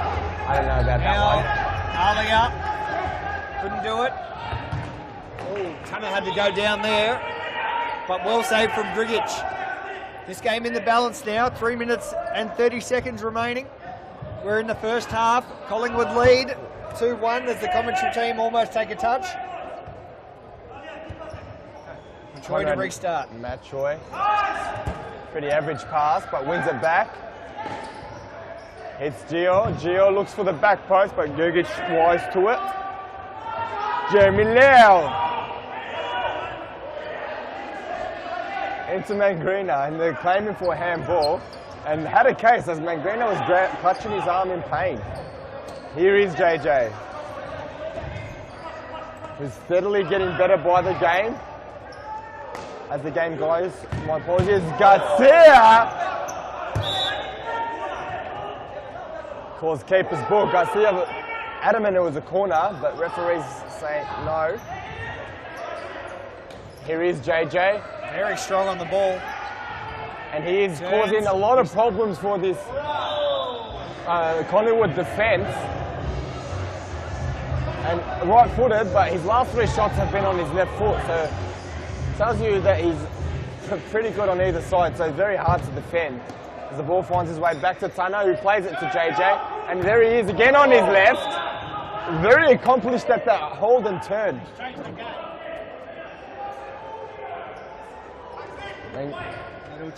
That's the 3rd corner that Metro have gone away, so I think teams really need to work on these set pieces.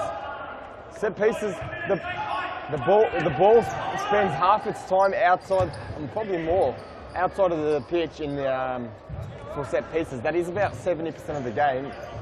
As you see, Fitzroy, who are very accomplished at it, score many goals from set pieces. And here's JJ! Great goal! And he is loves pumped! it. Have a look at that celebration from JJ. The incredible hold, he's been called. Let's have a look at the replay. Almost goal of the round here. A little chip. Cricket was perfect on it. Alia just waited perfectly, and JJ smashed it. And look at that celebration. He enjoyed every bit of that goal. Let's see if we can get that again. That was a great goal. Potential play of the round, I feel. He started little that play off. He did start it. Alia just waited perfectly. JJ followed through perfectly.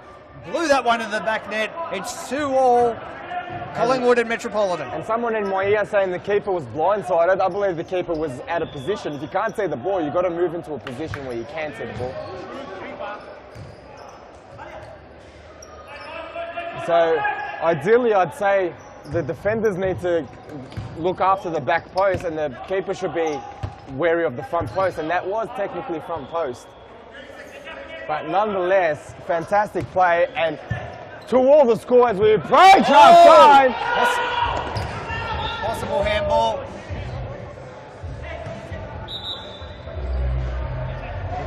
And a free kick called. Free kick maybe for the handball, I think, and I think Grigic had accidentally handballed it. There's only 8 seconds to go.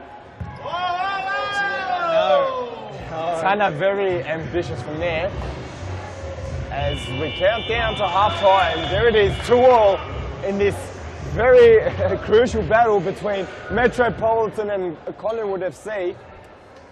So we'll during this half-time break, we'll quickly go to an advert. It's 2-2, 23 minutes to go. The second half, we're looking forward to it. It's Metro 2. Looking really forward to this Metro game. 2 Fantastic and start. Collingwood 2. We'll see you back shortly. What a great first half.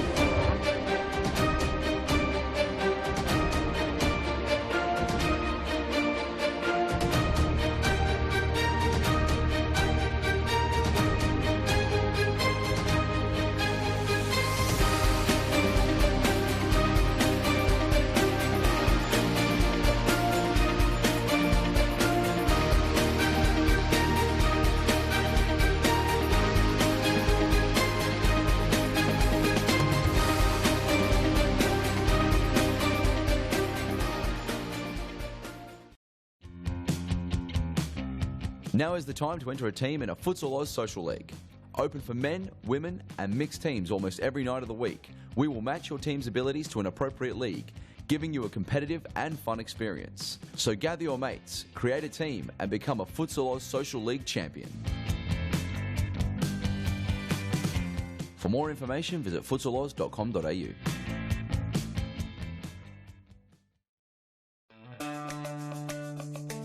Do you have a team of stars in the waiting?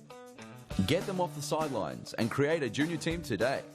Played on Friday evenings and Saturdays, Futsal offers kids lots of touches on the ball with non-stop action. And you only need 5 players to get your own team started.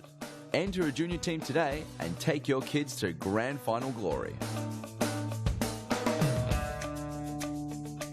For more information, visit futsaloz.com.au. Get a head start on the junior pack by joining Futsal Oz Little Stars preschool program. Our qualified coaches use their international experience to get the most out of your young kids, improving their confidence on the ball, keeping them active and having lots of fun inside our world-class facilities. Parents are treated with quality cafes and premium snacks every Tuesday and Thursday morning. The Little Stars program is open for boys and girls aged 2 to 5 years old. So enroll your little superstar and kickstart their futsal career now. For more information, visit futsaloz.com.au. Next year, they're already making some records. 2 years now, it's been it's going to be right back. No worries, thanks for coming. You are an awesome people. So here we are back at the Thomastown Futsal Stadium. My name's Graham Rowley and I'm joined by Shaban Rajab, who's more interested in talking to the boss than The he is DJ, playing the game. you should say. But here we go. We're back out on the court. And a foul already against Collingwood and a bit of a shove from Alia Redzepovic. It means a lot. It's 2-2. And you can see both teams, the passion rising out in them, the eagerness, it's a bottom of the table crash. Means so much to both teams, so they would not want to get relegated from serious futsal. And this result of this is going to go a long way towards deciding who is going to be relegated and who is not. Still a long way to go. Magrina fakes. There's a step over there, Redzepovic! And it's BM14 who's on the scoreboard again. That's a big shame. Metropolitan are taking the lead for the first time, 3-2. Let's have a look at the replay. And I think you're going to find it's come straight off the boot of Ben Monteleone. Unfortunately, sees it into the back of his own net. And Collingwood now are coming and they're going to need to come from behind. 21 minutes to go. Collingwood need to be careful now. Urgency is important, but they need to be composed as well. As Redzepovic was all over BM14. And for a relegation battle, the crowd has really turned out for this one, Grant. Well, so much on the line. Friday night futsal is proving quite popular with the fans, so good to see lots of people. A little mistake here from Collingwood, keeps it in. Chiafoni, Garcia, Lau, Redzepovic tidies up, and Grigic goes himself. There's plenty going on here, plenty of passion. Throw in. Garcia Across to BM14. What can he muster up here? Grigic in the way. Ooh, don't want to see a foul in that box. Alia Redzepovic finds Grigic and Monteleone. Rolls it out. Monteleone. Lau. Monteleone again. BM14. He's absolutely everywhere. Metro in the ascendancy, however. 3-2 after being 2-0 down. Gil Garcia. I think correct call from the referee. I saw it that way too. Lau intercepts the throw in. And Metropolitan, for a team who claimed they would never use the throw-in rule, have used it to great effect today. Oh, it's there. The rules allow you to use it, so where possible, why not use it? Oh, great save, but they can't save that one. Magrina has put it through. That's a great goal. Metro starting to run away with it. It's 4-2. Let's have a look at the replay as Magrina puts Metro 2 in front. And Metro, season after season, as you see this play here from Redzepovic to Magrina, saved first of all by Chiafoni. Should have done better and knocked it away, but straight back to Magrina and finished it. Season after season, Metropolitan have found themselves dead and buried bottom of the ladder and clawed their way out. And in this very crucial game, they are at it again. Grant. They did it last season. I think they went on a 5 or 6 game winning streak, which unfortunately put your team, Carlton, out of the picture. So can they do it again? They'll need to go on I don't know if they can make it into the top 5, but they can certainly put themselves up in that 6th or 7th spot and take on the 2nd or 3rd place teams at the state championships. Now, I understand that those playoff games could be played here at the Thomastown Stadium as well, which would give Metropolitan a bit of an advantage, having played the last 21 games at this facility. So yeah, that'll definitely catch out the state championship teams as they play on the smaller Brunswick court. It's not a massive difference in size, but it's definitely a difference, and it does take a few games to adapt to, as I think most serious futsal teams found out when they firstly when Mount Evelyn opened up, and then when this centre opened up as well. So having to play across 3 courts, teams are more adept at it, and the teams are used to the smaller, more enclosed Brunswick space in the state championship. So it would be interesting. But I think Metro are too good. If they finish 2nd last or 3rd last, I find it very tough for any team in the state championship to beat them. Well, they've had to do it the past couple of seasons, I believe. They've had to play those relegation battles, and they've always been able to do them pretty comfortably. Correct. They do have big game experience, and this is probably one of the biggest games they've played. Even though they're playing one of the teams that are at the bottom of the table, they know how to play these big games, the must-win games. Here's JJ, just a little bit too fancy there. Redzepovic, he's too strong, but now he gets fouled. And that was a silly foul. He had absolutely nowhere to go, and he, being the experienced veteran that he is, drew that like a pro.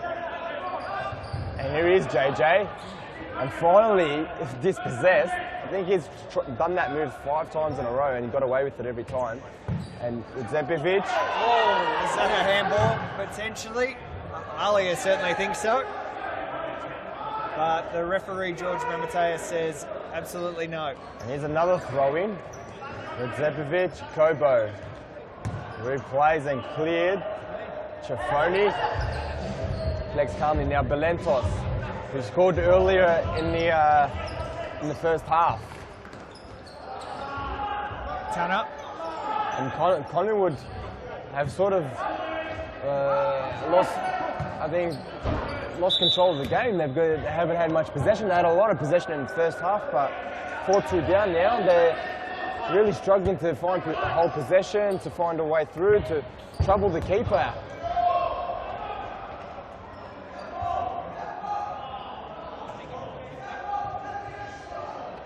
Crucial part of the match now, Sharps.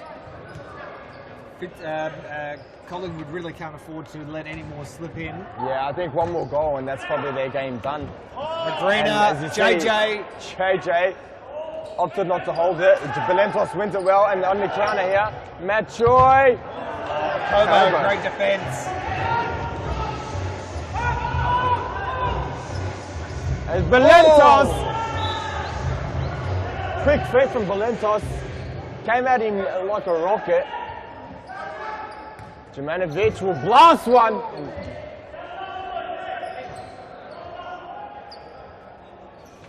Kobo. Choi cuts that off. Caranfield has a shot, but Chiavoni saves it. Here goes Belentos, who gets fouled. And that's a cynical foul from Caranfield. There should be a yellow card. That is a yellow card. And there it is from Caranfield. Delivering the yellow. And I think George has a bit of a smile on his face. I think he enjoyed that yellow card. He loves handing out yellows. And look how much he's laughing now. He absolutely loves it. Doesn't take much garbage. Jumanovic. Saved by Tana. Jumanovic threatened the throw in there. The crowd get involved. Ball in the grandstands. Good touch from Aaron Yu, who headbutts it back into play. Jumanovic. Machoy. Machoy. Tries to take on two. Very dangerous turnover to Rizul. JJ. throw in. Kobo was there, but BM14 takes Finds it away. Metroy, and there is an opportunity here. And Metroy sells the dummy and saved by Tana. Crucial save. The next goal is so important, and I wonder if we got a replay of that save, because I know it wasn't the world's greatest save. It was a very good save, but it was a match. It was something that kept the game in. Kept the game and alive. goal called by Mateus. Can we get a replay on that last goal? Caranfil and JJ have combined to score a nice goal out of nothing. Chiapponi has just seen it go through. Camera angle for that one. We'll see it in slow motion. You see he makes a save, but JJ in the way. Everyone's celebrating.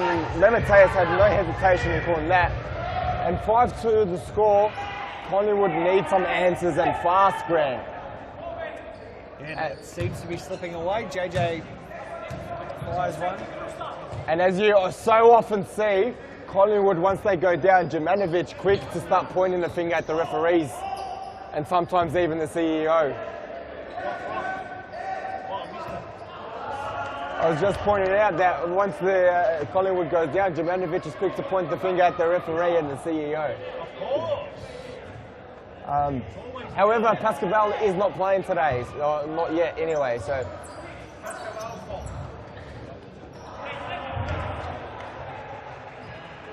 Greener with the throw in to Dino Rodzepovic to get this game, and Caranfil's there, and he got the head on it, but Chiapponi was a match. I thought he had his hand out there, Chiapponi, outside the D. Very lucky that neither ref called it as the throw-in goes back post. And Caranfil, there is that throw-in used as it should be. Perfect, and so unlucky not to capitalise from there. And Collingwood is getting more and more desperate as the clock ticks on.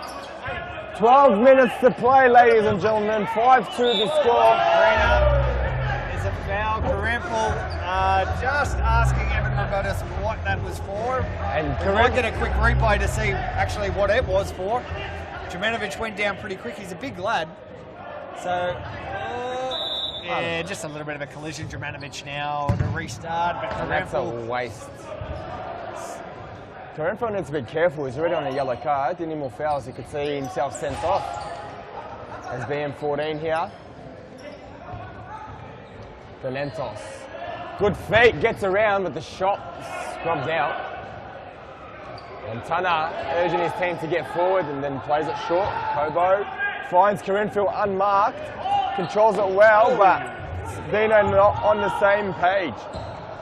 Matroy's toe poke and a bit of life in Collingwood as Matroy toe pokes his way. Collingwood is still in into there. the score sheet. It's 5-3. Let's have a look at the replay of that.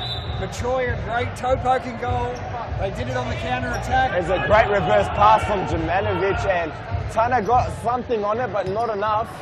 And a little pep in Collingwood's step now too. But Caranfil. Oh, great tackle there from Jemanovic. Jemanovic had to do it.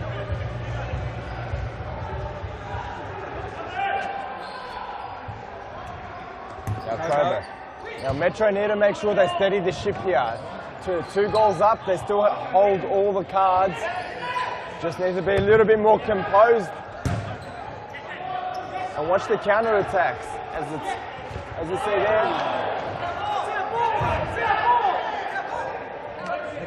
They're asking whose ball it is, but I don't think BM14 has much of a leg left after Algarabi is it. I thought it was a fair tackle, to be honest, but he is limping away. He is strong though, he will continue. BM14, the heart and soul of Collingwood. Kobo finds it. And Metroy. It's a very physical match, Sharps. Oh, that ball was rolling. No worries. We don't have a whistle either. We're not refereeing it. This next 9 minutes. And Jemanovic, that ball ping-pongs around and finds its way to a corner for Collingwood. They're not a very well set up set piece, but they still might get a shot off, and Metroy's toe poke, and a smart time out by Metro after having the ascendancy. They've dropped off a little bit, so just trying to kill the momentum here for Collingwood. So Metro lead 5-3. We have 9 minutes and 30 seconds left of the second half. Can Collingwood come back? We'll find out after this very short break.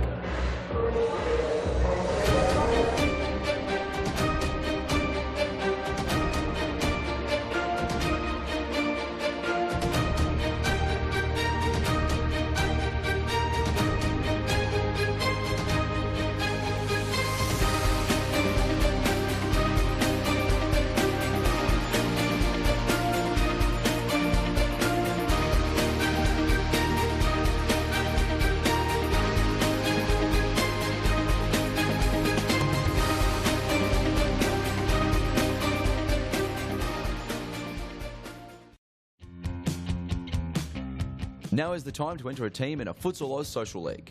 Open for men, women and mixed teams almost every night of the week. We will match your team's abilities to an appropriate league, giving you a competitive and fun experience. So gather your mates, create a team and become a Futsal Oz Social League champion.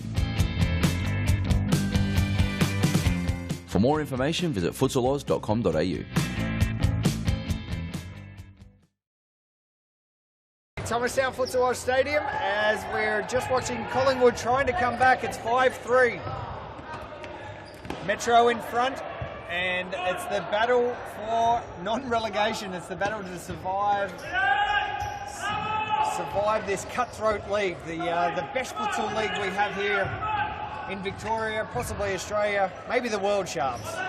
Oh, it's definitely the best league in Australia.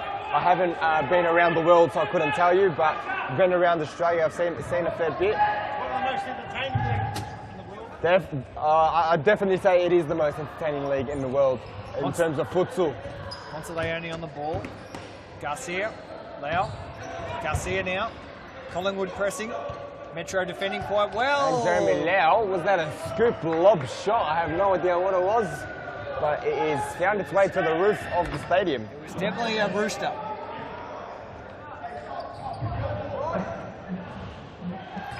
And this rooster wreaking havoc in this Thomastown Stadium. Pest control has not done its job. And there is Corinfield dispossesses Monteleone, and Monteleone complaining for a hold, but they just need to get on with the game. And Garcia with a chance there. If Monteleone had quit bickering, he would have been there to support Garcia for an easy tap-in, but too worried about the referees at the moment. Just play your game, BM14. His first half was amazing, gone a little bit missing. He's come out firing this half though, after the timeout, apologies. Then Radzepovic, Jeremy Lau, strong tackle from Radzepovic, but... So real solid well on this one. Gergic, two. And Jemanovic back in time, could not get the ball in play. 7 minutes, 20 to go, Sharps. What's your prediction from here? Oh, look, it could go either way this way. I think if JJ gets more minutes though, Metropolitan will run away with it. I haven't seen JJ on this half actually. Okay, maybe he's been a little bit quiet, but he's been quieter this half, so... Oh, Another great save, but it's gone straight to BM14's feet. Grigic sees it out and gets the ball. And Metro still pressing. Coranfield, he's been stripped. Monteleone goes himself. Collingwood enough men back. Good crowd in again. Great crowd for game 3 here Friday night. Big run through. Metro still attacking. Grigic can finish, but he can't. Jemanovic being slow and smart with the ball here. Just to confirm that if Metropolitan wins, they will still remain last on the ladder based on goal difference, but will be on equal points with both Collingwood and Ashburton. The bottom 3 will be on 6 points each, and it will leave us with interesting second half of the season. As Monteleone tries a spectacular. Tuna ends up in the grandstand. And if Collingwood can pull the points here, how important would that be? That'd be 6 points ahead at last, so that'll almost get him clear of certain relegation. As Radzepovic with a chance to put it away, and that little Emperor on his left foot. The Little Emperor, 301 games, 180 million goals. Let's have a look at this, the replay, because he just worked it nicely around Jurmanovic, I think it is, and shoots with his left and beats Schiaffoni. It's 6-3 Metropolitan, and I think it's good night Collingwood, although there is 5.5 minutes to go. Collingwood needs something special. They've only scored 3 goals in, 48 minutes of futsal. With 5 minutes to go. Oh, there it is, Jeremy Lau. Jeremy Lau pulls one back instantly and they will not die. I was going to say asking for 3 goals in 5 minutes is a tough ask. But 2 goals in 5 minutes. We see the replay. Jeremy Lau, one of the most improved players in the series futsal. Collingwood forgetting to defend, however. They've forgotten to defend. There is the Little Emperor. Everyone just ball watching. Can we get a replay on this? I'm sorry to say this, I love Collingwood, but everyone was just ball watching. Look at Ben Montioni just walking back, taking his time. He had plenty of time to get back behind the ball, and that was atrocious defending. And if I was the Collingwood manager or goalkeeper, I would be furious. I would do a full team sub. Pereira, safe corner, yep. Tanner clearly came off his hands, but no stress. And it was such a shame for Collingwood, who had worked so hard for that goal, get themselves back in the match, and then just absolutely fell asleep. Just forgetting to defend. It was. It's not like Collingwood. They've been working very hard over the last few games without much luck and results, but they made their own bed there. And JJ Brazil the 1-2, and they could not finish. Kobo! And Metropolitan playing with the sort of cockiness we once saw back in their heyday, when they were title contenders season after season. Bit of arrogance now with the Metropolitan side. Could have put it away easily, but decided to toy with or play with their food. The foul throw called by Evan Robotis. Incorrect throwing. So Metro 1 going to clock now. It is right on 3 minutes to go. Metropolitan currently lead 7-4, as you can see there on the live stream. JJ, who's been absolutely terrific in his comeback game. Second game. Apologies, I thought it was a comeback game, but played last week against Pascoe Vale. Greener went to Alia. Schiaffoni trying to win it himself. It's a great ball. And Schiaffoni almost scored. That would have been a classic goal. He goes on one of those at least once a game, and that was probably the closest he's come to scoring Grant Rowley. Quick sub there. Valentos now on for Collingwood. They need it right now. Just over 2 minutes to go.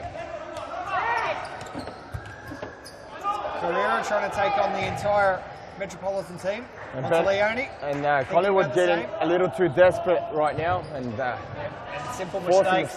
Correct. Metropolitan is going to have earned this victory, I feel. Yes, correct. There's no questions asked here. I think they've been the better side all but the first 5 minutes of the game. So overall, they played great counter-attacking futsal.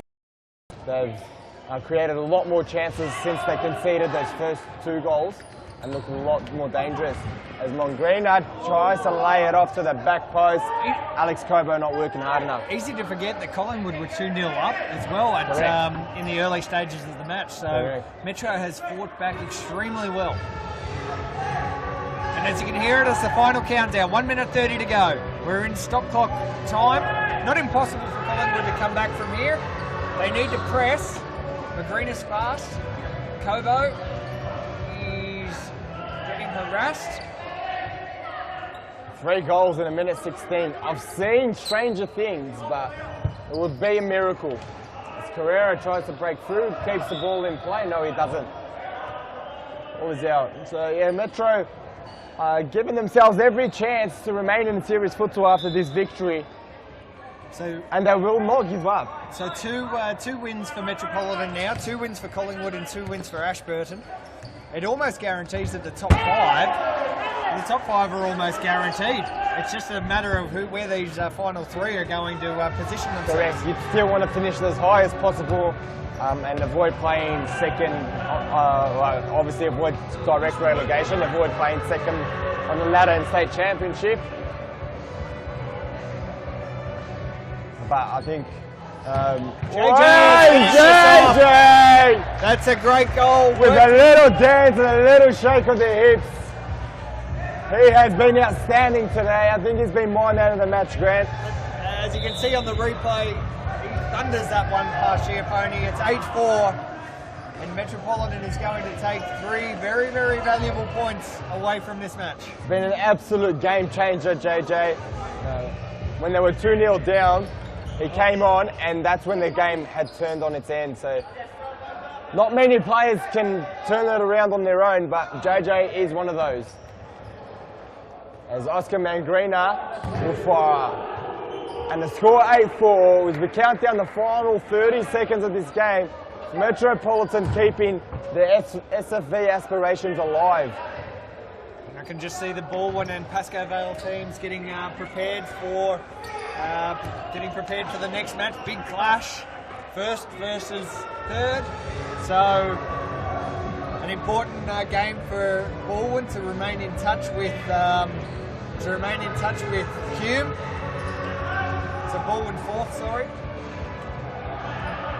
So a very, very good match coming up next. Machoy got nowhere to go. There's less than 5 seconds to go. This game is over for Collingwood, and it is absolutely game on for the... And this is a very crushing defeat for Collingwood. I've been in this position myself when... We've heard this winner song many times this season.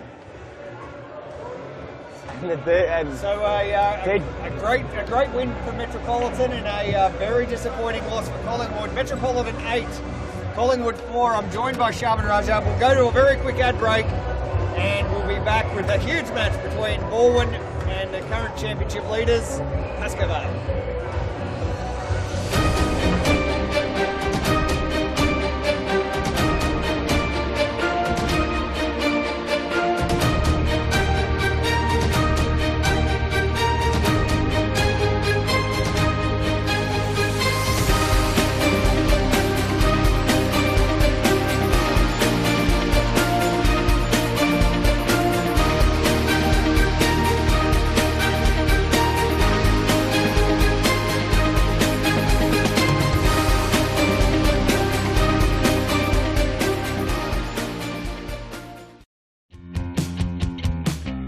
Now is the time to enter a team in a Futsal Oz Social League.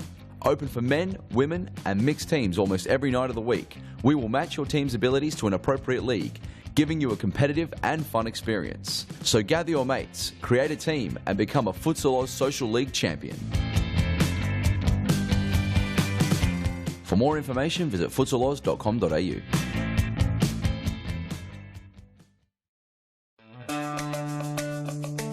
Do you have a team of stars in the waiting? Get them off the sidelines and create a junior team today. Played on Friday evenings and Saturdays, Futsal offers kids lots of touches on the ball with non-stop action. And you only need 5 players to get your own team started. Enter a junior team today and take your kids to grand final glory. For more information, visit futsaloz.com.au. Get a head start on the junior pack by joining Futsal Oz Little Stars preschool program. Our qualified coaches use their international experience to get the most out of your young kids, improving their confidence on the ball, keeping them active and having lots of fun inside our world-class facilities. Parents are treated with quality cafes and premium snacks every Tuesday and Thursday morning. The Little Stars program is open for boys and girls aged 2 to 5 years old. So enroll your little superstar and kickstart their futsal career now. For more information, visit futsaloz.com.au.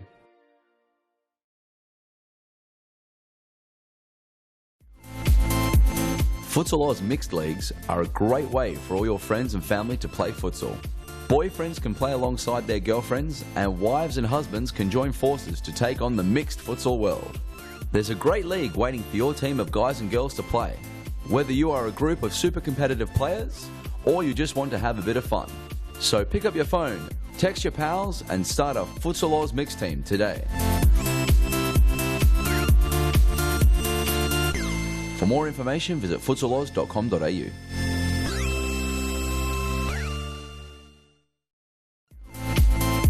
Women's futsal is taking off at Futsal Oz, and you can enter a whole team or come as an individual today. Futsal is fantastic fun and perfect for fitness. It doesn't matter if you are an experienced soccer star or a first-time player, there's a league for you. So round up your gal pals, because now is the time to get kicking at Futsal Oz in our women's futsal leagues.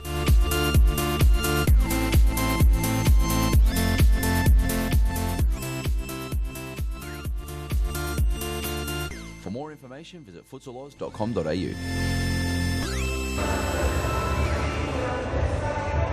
Here we are back at the Thomastown Futsal Stadium, the final game of round 9, Series Futsal Victoria. I'm Grant Rowley. I'm joined by Sharp and Roger. Sharp, thanks for joining us.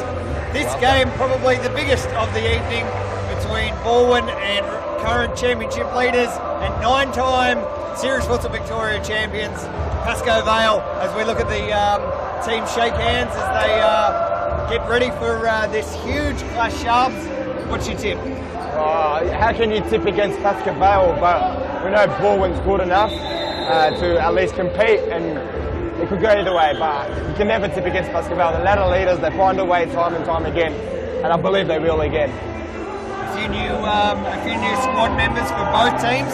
Balwyn currently only with a shortage of players, a couple of key outs for them, including Robert Armelini, one of their stars. And Michele Silva. So, very important clash for these guys. Pascoe Vale, win, lose or draw, they remain, there's no draws in this league, but they'll stay on top of the ladder. Actually, they'll actually drop to second if they lose this, because Hume will have a better for and against. If Balwyn win, they'll move from fourth to third, and as we were saying during the ad break, well into contention for a Series Futsal Australia ticket. Correct, so they're currently sitting in fourth, but after Fitzroy's disappointing loss today, Balwyn has an opportunity to climb to third and take that last Series Futsal spot. So here we go, getting ready for the kickoff. Some fancy shoes there, bit of Asics, bit of drama. You can find them all at the store at Futsal Oz. The North West Centres, Brunswick, Thomastown and Mount Evelyn, largest range of shoes in Australia for the futsal variety. And here we go, Balwyn versus Pascoe Vale. And a bit of a clash there between Marco Cardinale, the number 9 for Balwyn, and Andre Caro, arguably the best player in this league. Casvan comes out, Capellaro, and Caro on the break and the strike. Andre Caro, 2 games in a row, he's blasted one similar to that and scored a goal, and he wanted a hat-trick, but couldn't quite get there. Here's Cardinale. I'd like to see, I would like to have seen that one on target. Felipe Blay was off his line. Thank you very much for joining us on the on this free live stream, courtesy of the Futsal Oz YouTube channel. Please feel free to send in your feedback, your likes, your dislikes. It's one of the biggest clubs in futsal in Australia, Pascoe Vale and the Black and White taking on an emerging team, Balwyn, in the blue. And I'd like to get a close-up on Joel De Silva's shoes. They are the brightest shoes I've ever seen. Up on your screen, we've got just golden zoom in on those. Are they Munich's? They're Munich's. Also available at our Futsal Oz stores. Get your hands on them before they run out, however. They do have a new sponsor as well. Marco Cardinale! Cardinale played at a high level over in Italy. Is part of a couple of teams that play out at the Mount Evelyn Futsal Oz Stadium. An extremely tough player to play against. I've played against him a few times, and Always get a little worried when I see him on the opposing team. He's very, very, very good. He's made Cardinale! You can see he's causing a bit of drama already. Yeah. He's got Andre Caro's number so far, but we are only 2 minutes into this match. Joao da Silva. Mauricio tried to find Enzo at the back post, but he wasn't quite there. Michele Jota, the captain of Baldwin. Gives it to Jacovici, back to Jota, and Daniel Capillaro.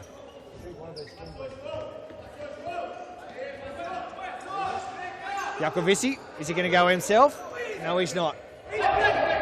Davide now goes himself, but Enzo sees it out. And no way through for Jacovici. And this is going to be a Baldwin ball. Jota, Jacovici, Capillaro. You have to be Italian to play for this team. Andre Caro, he knows what to do. For once, doesn't pull the Andre trigger, Caro or will he? works He it does around. pull it Whoa. eventually. That was special stuff. Let's see if we get a replay of Andre Caro's little dance in the far corner there. Castavan. That was special. Look at him. He's turning him inside out, going one way, going the other, and had a shot across goal. Enzo wasn't quite there at the back post. He could have been there. Enzo is showing way too much foot skills. I think he's been watching too much of Sion Garnier's Mauricio. Novak tries to find the back of the net with Castavan well positioned. Jota, Jokovici, Caro, intercepted.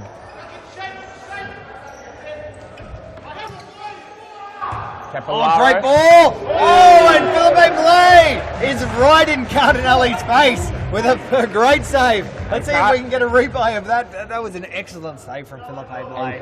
Cardinale appreciating the save. He appreciated the save and Blay was in his face.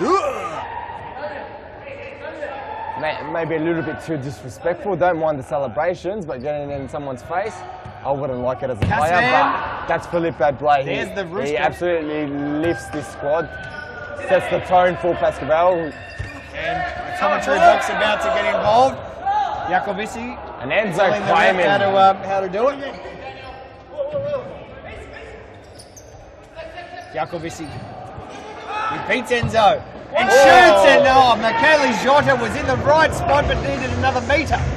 He knows he should have done better. Jota didn't have his eyes on it, could have snuck that one in. Getting the first goal against Pascoe is very crucial.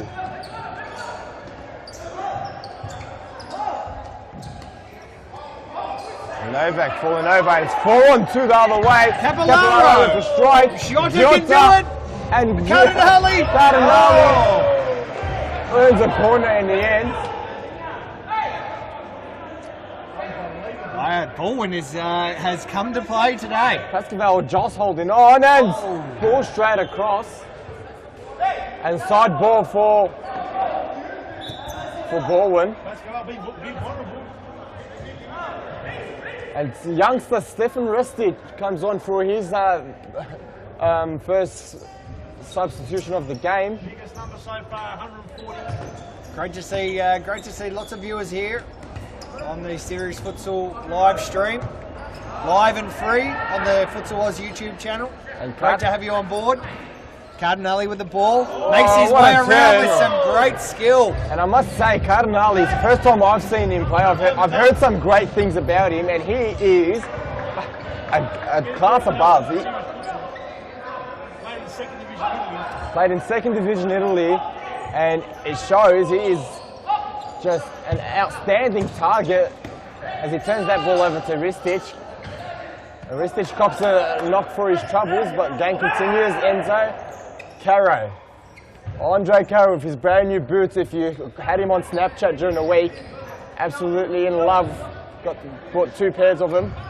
Enzo tried to find And him. Enzo finds the back of the net. There's your opening goal. Did it all himself. Let's have a look at the replay. Enzo did work this one himself, gave it to Caro. Caro, the nice, smart kick back, and Enzo finds a way past Steve Casvan, and that is Pascoe Vale 1, Baldwin 0 against the run of play Sharps. Yes, definitely, but Pascoe Vale, that's why they are top of the ladder. They are the most clinical in front of goals and probably have one of the best, no, they do have the best keeper in the league. And we're probably seeing Enzo. All right, that ball was rolling, so Pascoe Vale will get the ball back. It's Caro. It's Enzo, the goal scorer. Big numbers, 145, just getting bigger. Here's Joel Da Silva. Certainly knows how to find the back of the net. And it's Casvan. To Jakovici. This is... Oh, and great skills! Andre Caro tries to kill the CEO. And George Mateus has a little heart attack there. Wow. This is big. Capillaro, Jakovici tried to find Cardinale. Here's Jota. Jota goes, and they'll get a corner for this. It's come off Rustic. And Ristic, one of the youth players for Pascoe Vale, performs probably one of the best players in the youth league, and rightly so gets a chance in the men's squad against that. Here's Cardinale, can he turn? Right play there. Jakovici. And at the moment, everything going through Cardinale. Well, he plays the target position very well. That's why they recruited him. Not just because he's Italian. Shot and great save. Play again. Hit that sweetly. Can we get a replay of that volley, please, technical director? You see the ball comes out to Jota, and he hit that sweetly on target, but Felipe Blay. A match. Cardinale. Got the rooster. They've got the rooster, says our DJ. Caro. Baptiste tries to lay it off for Silva, but intercepted. Ristic finds Baptiste, well laid off, and he has a strong left there, and Ristic almost pulling something out of there. Created that himself. Ristic did very well, worked hard. The 1-2. Too much on it from Capillaro. Found Jota going for a run, and it was almost the perfect ball, but just out. Pascoe proved to be the hottest stick over 160 now, viewers. Great. It's Joel Da Silva. And people are wondering how Pascoe Vale are able to constantly pull players out of nowhere. They are by far the most popular team on social media, the most popular team with our live stream viewers. Our live stream views has just skyrocketed with Pascoe Vale this Pascoe Vale and Baldwin game, even though it is at the late hour of 10 p.m. kickoff. Viewers around Australia are tuning in. And around the world. Great to have everyone involved. There's Jakovici, but he just copped a bit of a knee. And that's a foul. Is that the first foul that we've seen? Is that the first foul that we've seen today? I think it was being a bit dramatic. It's 3 steps, David, there, just so you know, mate. He gives me the thumbs up. He goes to the back post. Andre Zacconi on the field for the first time for Baldwin. And Joel Da Silva will restart the match from over there. Nice big long throw in. Batista screaming out. Massive numbers, over 164. It's great to see more viewers piling in, the CEO is telling us. Great to see. There's Quintana pressing Zacconi. Jakovici pressed by Baptiste. That's what the sponsors want to see. And with some new sponsors, Pascoe Vale, they will be more than happy to see that Pascoe Vale is the highest drawing live stream viewers and crowd as well. The crowd has stuck around for this game, obviously the game of the night. Pascoe Vale in front 1-0. And Stephen Gustus is still on the bench for Baldwin. This will be his comeback game. He has obviously once youth player of the season at FC Carlton Hart when they finished runners-up in the 2014-15 season. Or was it the 2013-14 season? I'm not too sure. Caro with a big blast. The trademark blast, and the Baldwin team well and truly awakes to that. You know, I can't help but think if you're keeping a player on the bench for 14 minutes of the game, can he come into a game under that sort of pressure? As a well-worked set piece finds its way for a corner. So I think by now you should have subbed off all your players and maybe subbed on a couple more back on after having a rest. As Caro. Casvan had the right idea because Blay was well and truly out of his box. Huge numbers, we're almost at the 200 mark. So the CEO, we need to give the man a microphone. No, I don't want it. Here we go. And it was Joao da Silva. Scored many goals at this level. We are close to 200 viewers, and although it's not a record, it is high numbers for Series Futsal. And a great play there from Baldwin. He's done it! And look how he's climbed the fence. He's Spider-Man. And I'll tell you what, I enjoyed every bit of that goal. That was unbelievable play from Baldwin. Let's have a look at the replay. Some beautiful tiki-taka there. Have a look at the flick on there. Can we get an extended replay? Technical director, because this play started much earlier and it was a fantastic goal. Great play all the way through. You see the one flick there, the second flick there. Giotto followed his run all the way through. Took a bit of a touch on the way in, but well earned nonetheless. And Quintana trying a cheeky nutmeg on Zacconi, having none of it. And Jokovic just watching his play, had no idea where the ball is, and it just... Oh! Baptiste. He's just had a shot on goal and comes off. Enzo back on, the goal scorer. It's 1-1. Pascoe Vale and Baldwin, very entertaining match here. And here is Stephen Gustus, first touch is a clearance. As I mentioned, former youth player of the season with FC Carlton Heart in the V League, as it was known back then. Now just 22 years old, won it at the age of 20. So, and I think he can bring a lot to this Baldwin squad, the new dimension to them. Very good on the ball, but can also be very stubborn.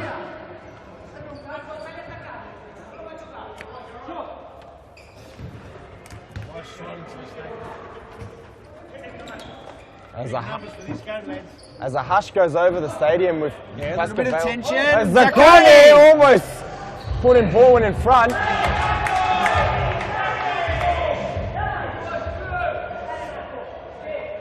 Eight minutes to go in the first half. Andre Caro throws it in. Quintana goes down the sideline, but Gustus keeps him at bay.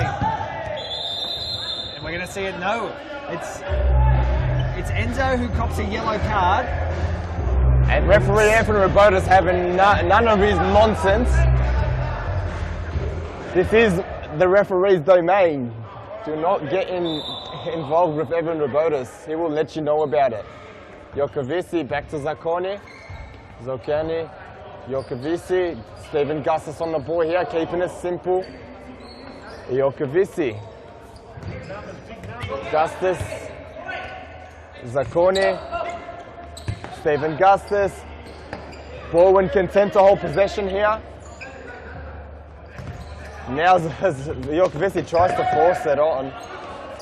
Caro blasts one long. And Casvan sees it wide. And with 6 minutes left to play in this first half, it is still 1-1 the score. Zacconi lays it off for Sartori. We're going to see a timeout here. Paul Vidic has called the first timeout. There's 6 minutes and 30 seconds remaining in the first half. It's Pascoe Vale 1. It's Baldwin 1. We're going to have a quick replay of the last goal, I think. Here it is. You see the one flick, the second flick from Sartori to Giotto not on the first bite, but got there in the second bite, and a well let go. And look at him, thinks he's Spider-Man, climbing tried to climb the wall. nets. Nice to see. So with 6 minutes and 37 seconds remaining in the first half, it's Pascoe Vale 1 and Baldwin 1. We'll be right back after these very short messages.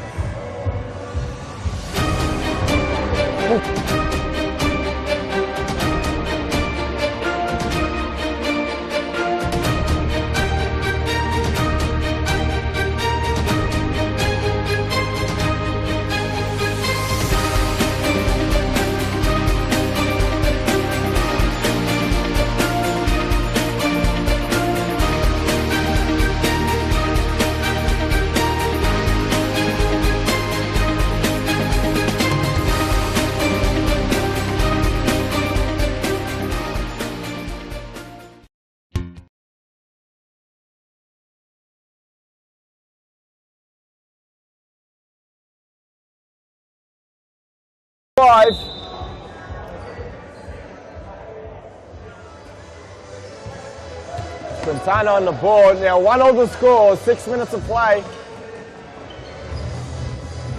And Baldwin have come to play. Stephen Gustus, new recruit for Baldwin, pushing the back. Andre Caro claiming a hole, but Andre Caro needs to keep his arms to himself.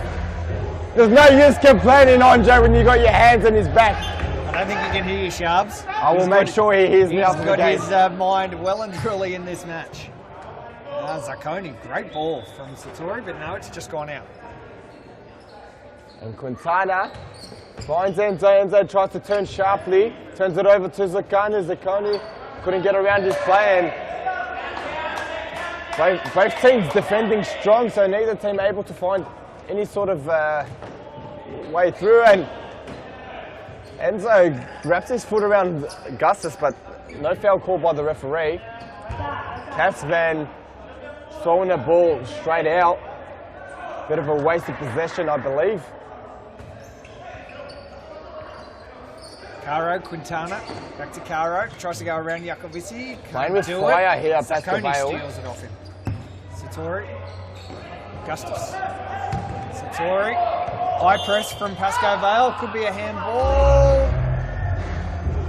Jacovici agrees with the referee for the first time in the history of the game of futsal.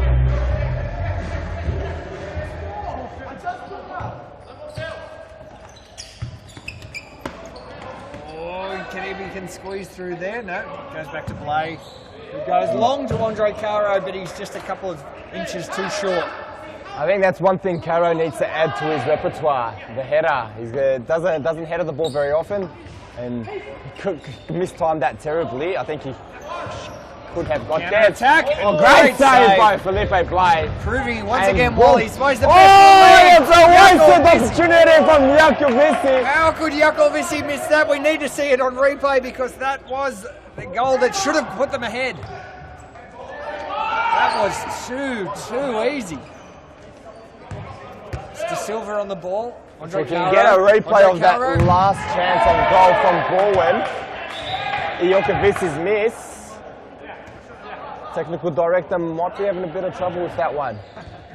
Oh, and play well out of his box. Mauricio. Castavan goes to the lob. No, he needs to get his accuracy right. He had the right idea. De Silva.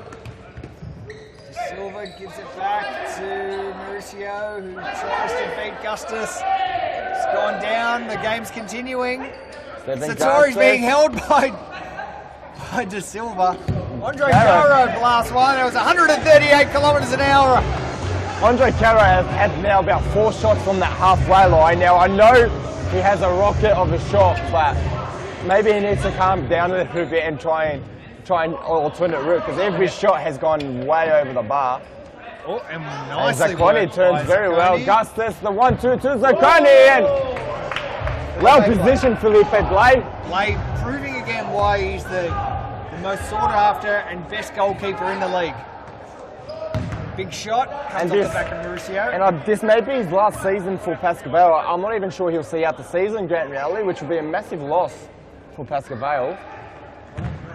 Signed a new contract with not sure which team, but with a team in New Zealand, and will be moving to New Zealand after the new year. And there's definitely a handball there from Pascoe Vale, Pascoe Vale's Enzo. And Andres ended up in the goal. Let's have a look at the replay of You this. see the handball, it's flicked up, hits his arm, and if Pascoe Vale had managed to score from that, I would not blame Jokovic for losing his rocket, because these sorts of moments that often you say a referee can't cost you a game, but those moments can. At 1-1 going into the half, and if they had scored to make it 2-1, all of Bourne's hard work would have been undone by that one play and that call. Stephen Gustus on to Silva. Patient play from Pascoe Vale now. Cardinale intercepts, not an ideal person to be turning it over to. Jokovic, Capellaro. Caro on the counter. Well defended by Jokovic. Baptiste trying to burn rubber down the line, no way through, and Gustus, no fuss, just clears it out.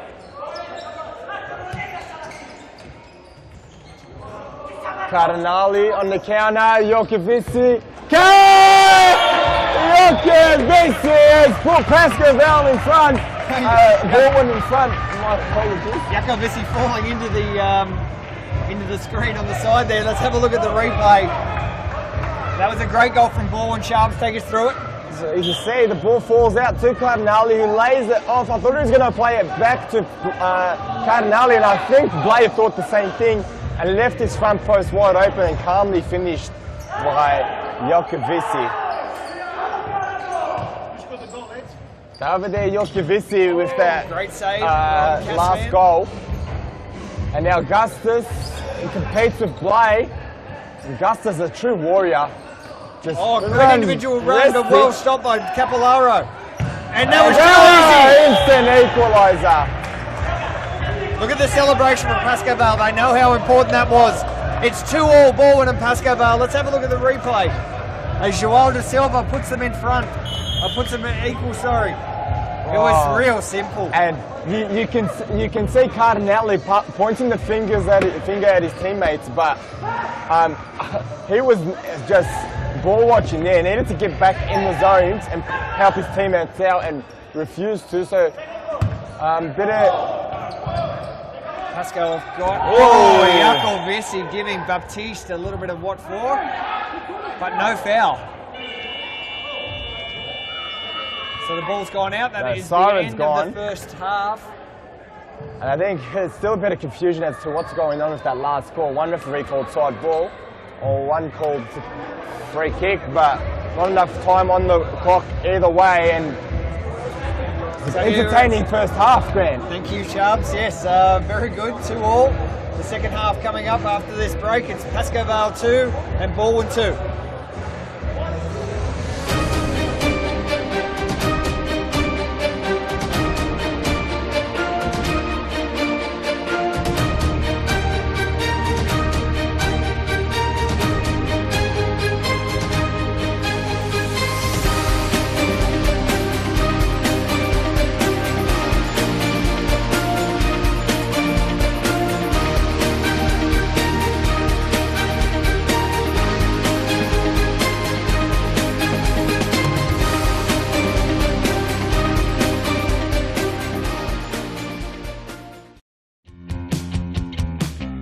Now is the time to enter a team in a Futsal Oz Social League. Open for men, women and mixed teams almost every night of the week. We will match your team's abilities to an appropriate league, giving you a competitive and fun experience. So gather your mates, create a team and become a Futsal Oz Social League champion. For more information, visit futsaloz.com.au.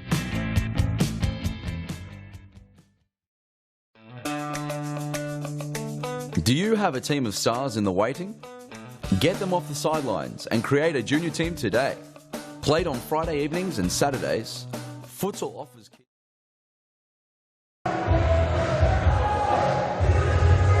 So here we are back at the Thomastown Futsal Stadium. It's the last game of round 9, game 4 between Pascoe Vale and Baldwin. It's currently locked at 2-2 between these two great clubs. My name's Grant Rowley. I'm joined by Shab and Rajab. Shab, thanks for joining us. What a game so far. Yes, and the final game of the first day of the weekend doubleheader, with 2 rounds being played this week. Friday and Sunday, and what a start it's been. It's fantastic. Every game's been entertaining. We've had upsets, we've had relegation battles. We've got right now Collingwood versus Pascoe Vale, and now we've Bourne versus Pascoe Vale, versus fourth. Now Bourne can get points here. They will climb at the top of Fitzroy. This is a massive ladder change of this game. If Pascoe Vale drops points, Hume regains their position on the top of the ladder, and how Hume will be ruining those two missed opportunities when they lost the game to a weak Pascoe Vale squad, and also lost the game the following week when a couple of their players were missing to ridiculous outdoor commitments, in my opinion, but each to their own. Cardinelli there, unmarked. Hume could be right now 6 points ahead of Pascoe Vale on top of the ladder had they taken those two games completely seriously, which is a shame. Yep, Hume's decision, but they had. This is the game. It's played every Sunday. Joel De Silva, he's given space. Jota. De Silva. Oh! He scored straight through Jota's legs. Andre Caro loves it. Joel De Silva loves it. Let's have a look at the replay, because Pascoe Vale have put themselves in front 3-2. And boy, do they love having Joel De Silva back. Only he can pull a goal out of this sort of scenario. He does it time and time again. Now you might say a bit of luck through Mikel Giotta's legs, but Joel De Silva, there's no luck with him. He does that every time. He anticipates the leg opening and hits it through into the corner. And now it's on to Bourne to respond. Now Caro, very strong play there to Ristic now. Ristic on his left foot, cut, blocked by Giotta. Oh, and a nice bit of shove from Ristic. And crowd getting involved. Jacovici brings it back in. It's Capillaro. Nice little chip. Oh! Play, great save. Can we get a replay on that one? That was some effort there from Cardinelli. Oh, Cardinelli, great slide. Here's the replay. It was the perfect little chip from Capillaro, the Chipovic, and Cardinelli with the first touch, but play well awake to it. And now there's been a foul out in the middle of the pitch. Can we see a replay of that foul? Evan Robotis absolutely giving. Here's a replay of the foul, and I'm not sure. I think he might be paying for it a little bit too much. Oh yeah. I thought he dived a bit late. Sorry, jump. Hello. Great block there by Giotta. Felipe Blais sees that one out.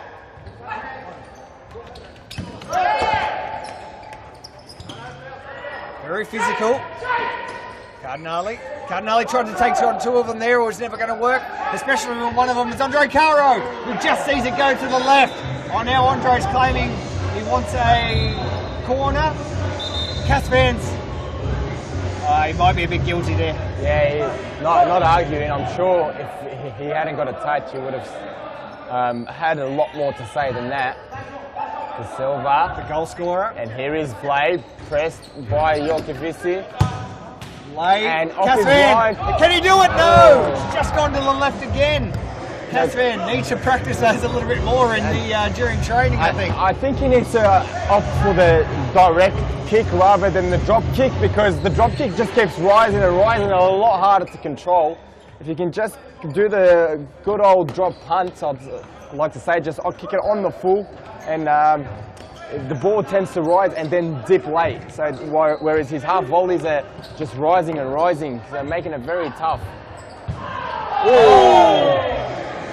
Maybe a foul. There's a yellow card there for Satori. Let's see if we can get a replay of that. Can we get the replay of the foul? I don't know if we've got the angle to very late see that. Now a little bit of push and shove. Batiste giving Jota a little bit of what for, and Batiste giving Jacovici a little bit of what for. Spirited stuff, and Jota telling him, "You are not on my Christmas card list. You will not be receiving a Christmas card from me." Now Evan Robotis telling... And Jokovici, you see, bit of love in this one. And This is what we like to see. Joel De Silva being left open here. You better close him down. You better close him down because there's De Silva. But it comes off the back of one of the Baldwin players. This one means a lot. Pascoe Vale 3. Baldwin 2. The champions versus one of the emerging squads. Here's De Silva on the left, but well saved by Casvan. Satori goes long. Andre Caro a match to it. Jacovici, that's probably a handball off Enzo, but no worries. Caro. Shota. Cardinali. He's going to try and take them all on. Too strong, Cardinali, and he's got no support either. Jacovici to Cardinali again. Blay scoops it up and it's a missed throw. It's the only mistake that he's made all game. De No Silva harm, no foul. plays Enzo to Mauricio Novak. Being pressed. Caro. Oh, silly turnover, and this will cost it. Andre Caro does not miss those 10 metres out, and Giotta puts his hand up to apologise. Let's have a look at the replay of that. It's 4-2 Pascoe Vale. You do not leave Andre Caro in the clear like that. You just can see him pulling himself off the ground. That was a nice goal for the Pascoe Vale captain extraordinaire. And he's given his team a handy 2-goal buffer with 16 minutes and 30 seconds remaining in this last game, round 9, Series Futsal Victoria action from the Great Thomastown Stadium. And great to see a nice crowd in here at 10:40 local time. Enzo makes his way past Satori, makes his way past Gusto. Mauricio was there. All would need to find an answer. And along with the crowd, as a reminder, we're 200 on the live stream. Caro, he got held by Jota. Got yoinked down. Casvan opting to take the side ball himself to Stephen Gustus. And Giotta, that was a lovely, he meant every bit of that, lovely ball to the back post on the volley. We might be able to get a replay of that because that was a great strike. I thought we were going to end up with a rooster. There's a corner. Enzo quick to intercept that one. De Silva! Casvan was left wanting there. Casvan goes long. Zacconi. Could be an own goal, but no, well saved by Blade. Justice Strong controls it in the air. Good feet there. They'll try to play the 1-2.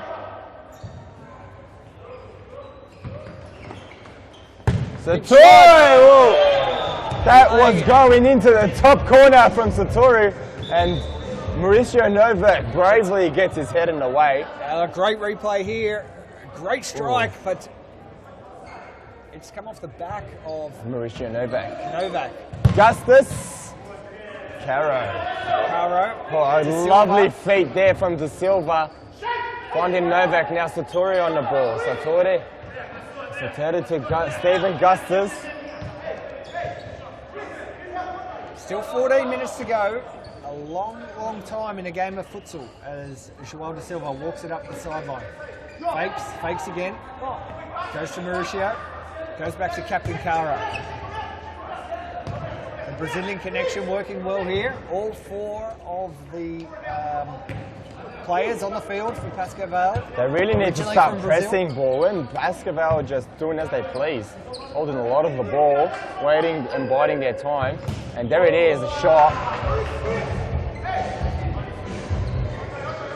Novak. A bit of a roost over the top. Gustus sees it out, plays Casvan. Casvan lets it run to Giotta. Giotta back to Gustus. Gustus, Satori. Rotating really deep, Baldwin. No real forward option here, but they have found a way through. No support though, but they've managed to rotate out of the press. Big numbers back up. Sakani. Gustus. Satori. Satori.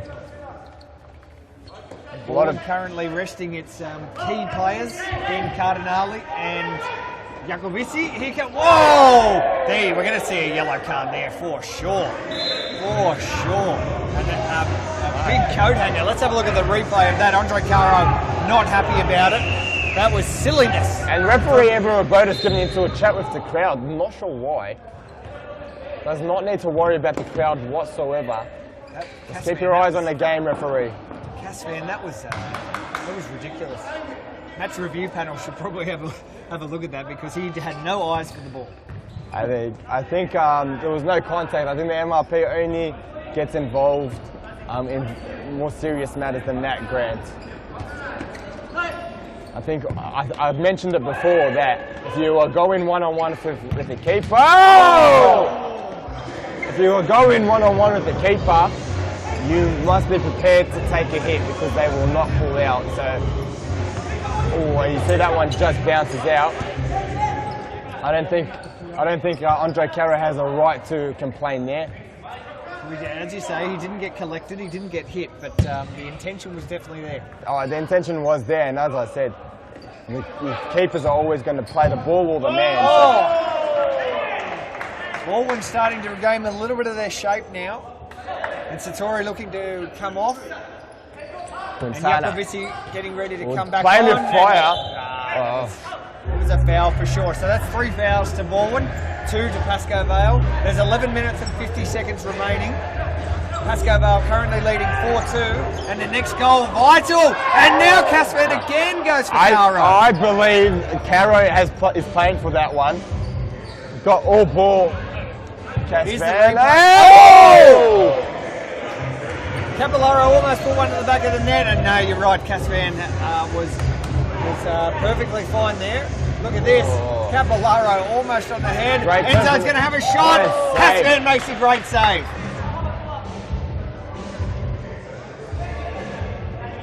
Set piece coming up here for Pascoe Vale. There's Andre. Caro! That is the 18th time he has hit that back wall. And that is the timeout for Baldwin has called this timeout. So with 11 minutes to play, 4-2 the score in favour of Pascoe Vale, and we'll go to an ad break. Sorry, take your thunder.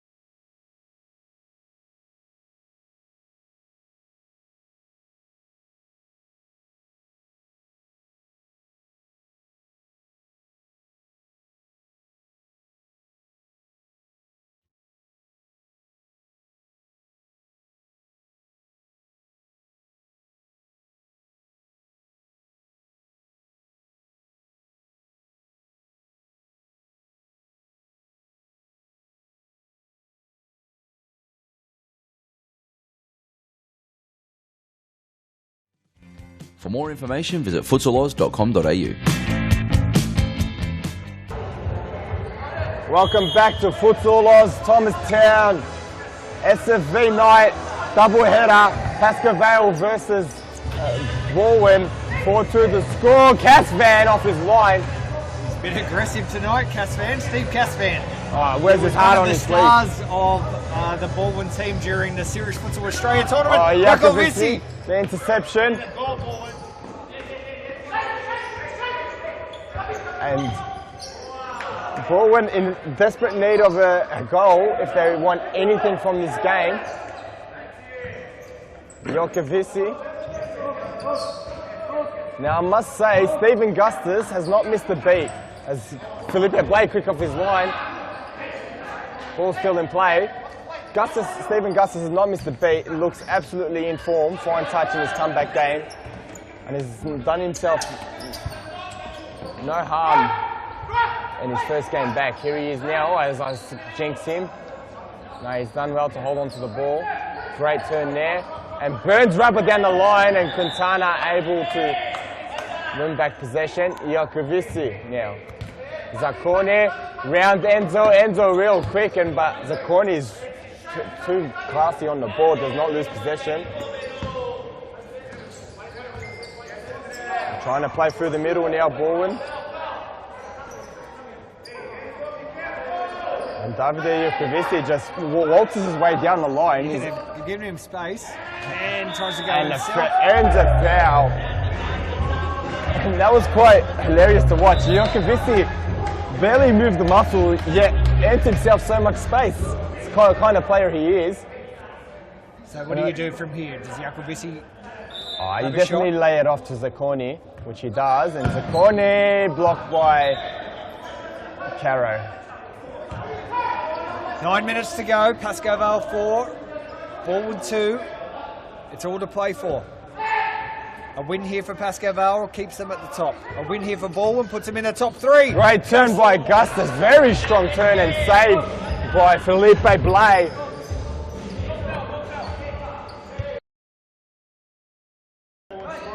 Jokovici fouled. Jokovici turns it over to Quintana. You got a strong tackle by Jokovici. And Kandre Caro giving the referee the death stare, wants the foul.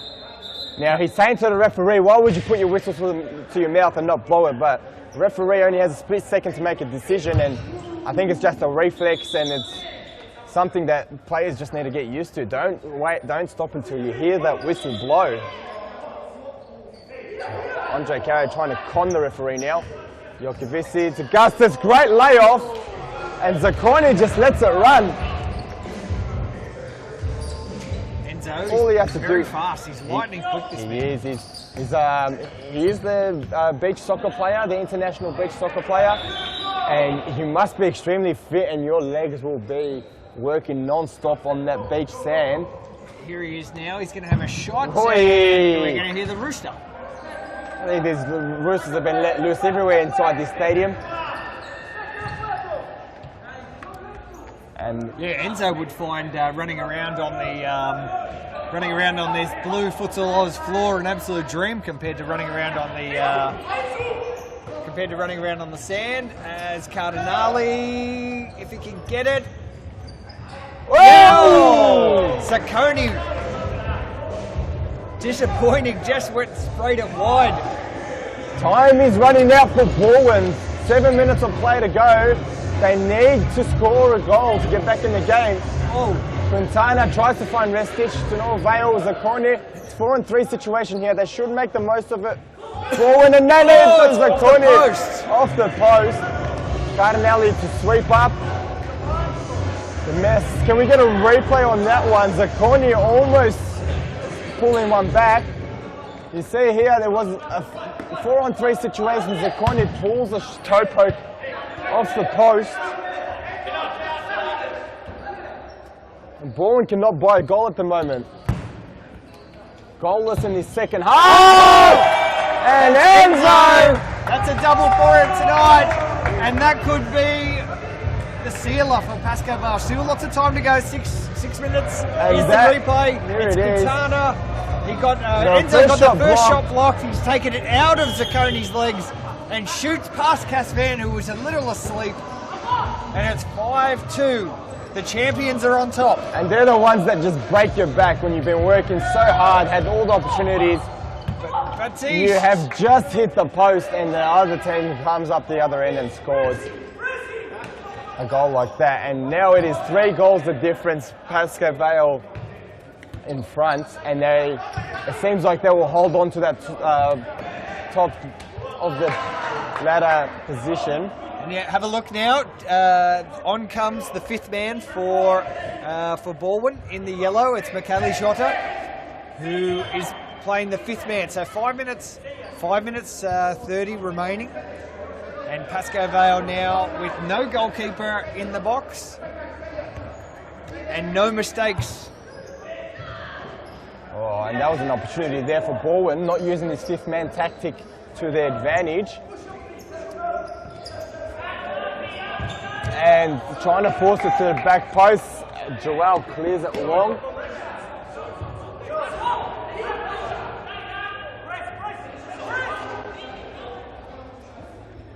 So, Oh, dangerous. Baldwin absolutely asleep. Kelly Jota, you can see the man in the orange taking his spot down at the back post. And there's a hush over this stadium as this fifth man's come on. And a timeout call from Pascoe Vale as they look to reassess after that fifth man tactic has come out. 5-2 the score with about 4 minutes of play left in this game. Pascoe Vale looking to retain their top of the table position. We'll be back after this ad break.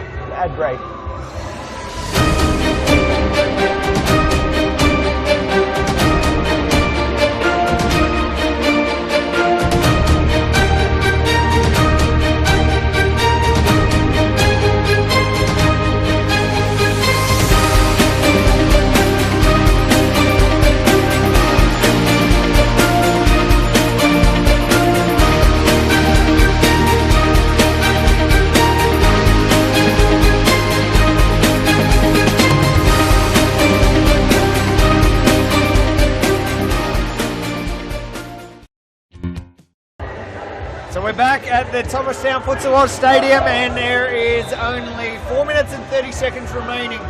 The final match for the night between Pascoe Vale and Baldwin, and Pascoe Vale currently have the ascendancy 5-2. The game's And just back to the restarted. action. Joel De Silva. And Zacconi has tried to take, obviously likes the new shirt, the new sponsored shirt that Pascoe Vale has, tried to take it off Joel De Silva. It was a yellow card too. So that's 4 fouls for Baldwin, 3 for Pascoe Vale. And we'll give the sponsors a little plug. As Enzo finds a way through. Mortgage Domain, the new sponsors for Pascoe Vale.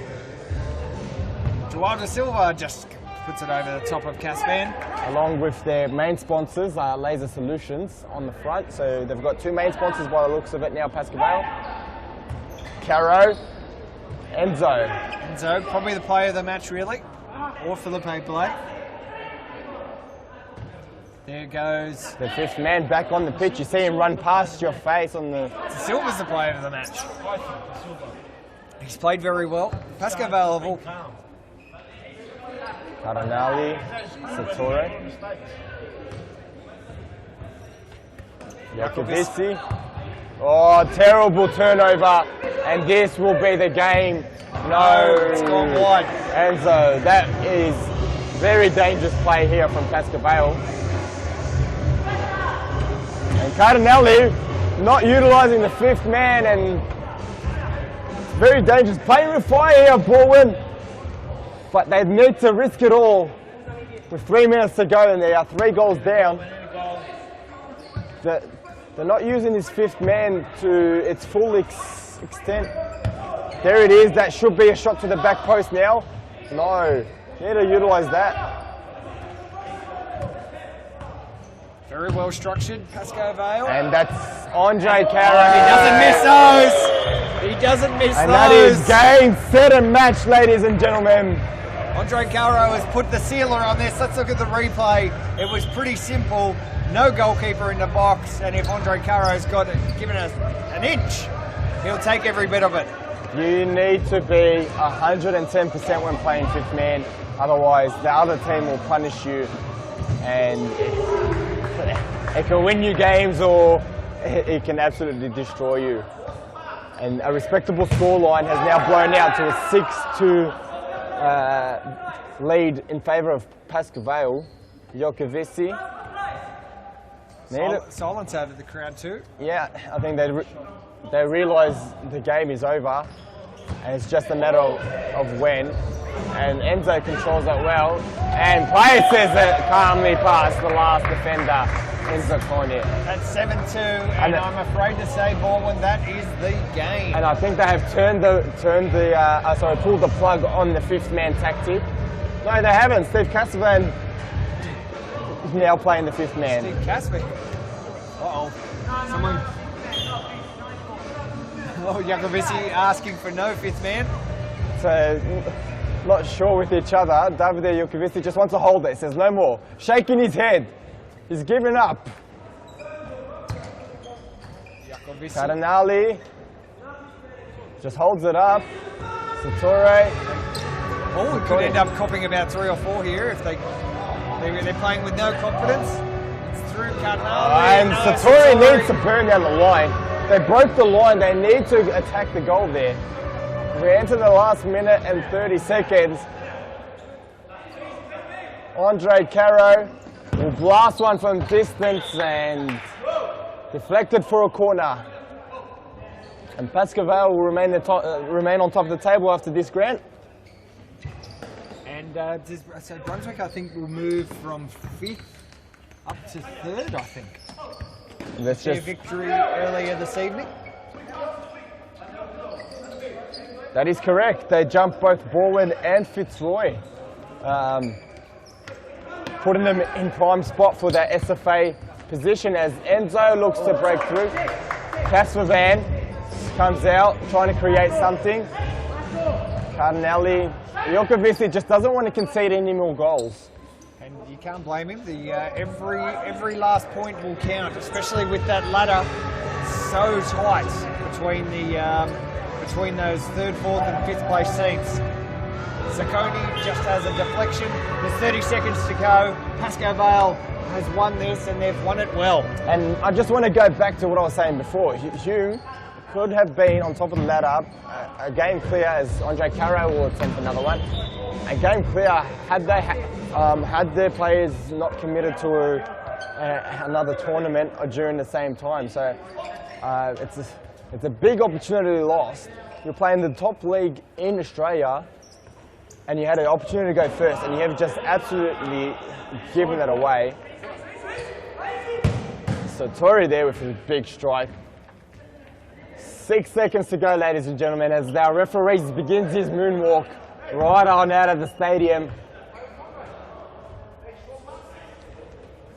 And thank you for joining us tonight, ladies and folks, as Felipe Blay launches for one last attack. 1 second left on the clock. This is the end of round 9, the catch-up round. Friday night futsal. The game's over. Pascoe Vale has taken a win, 7-2, as they remain on top of the league with only 1 loss this season, and a fabulous night of futsal, Sharps. I think you'll agree.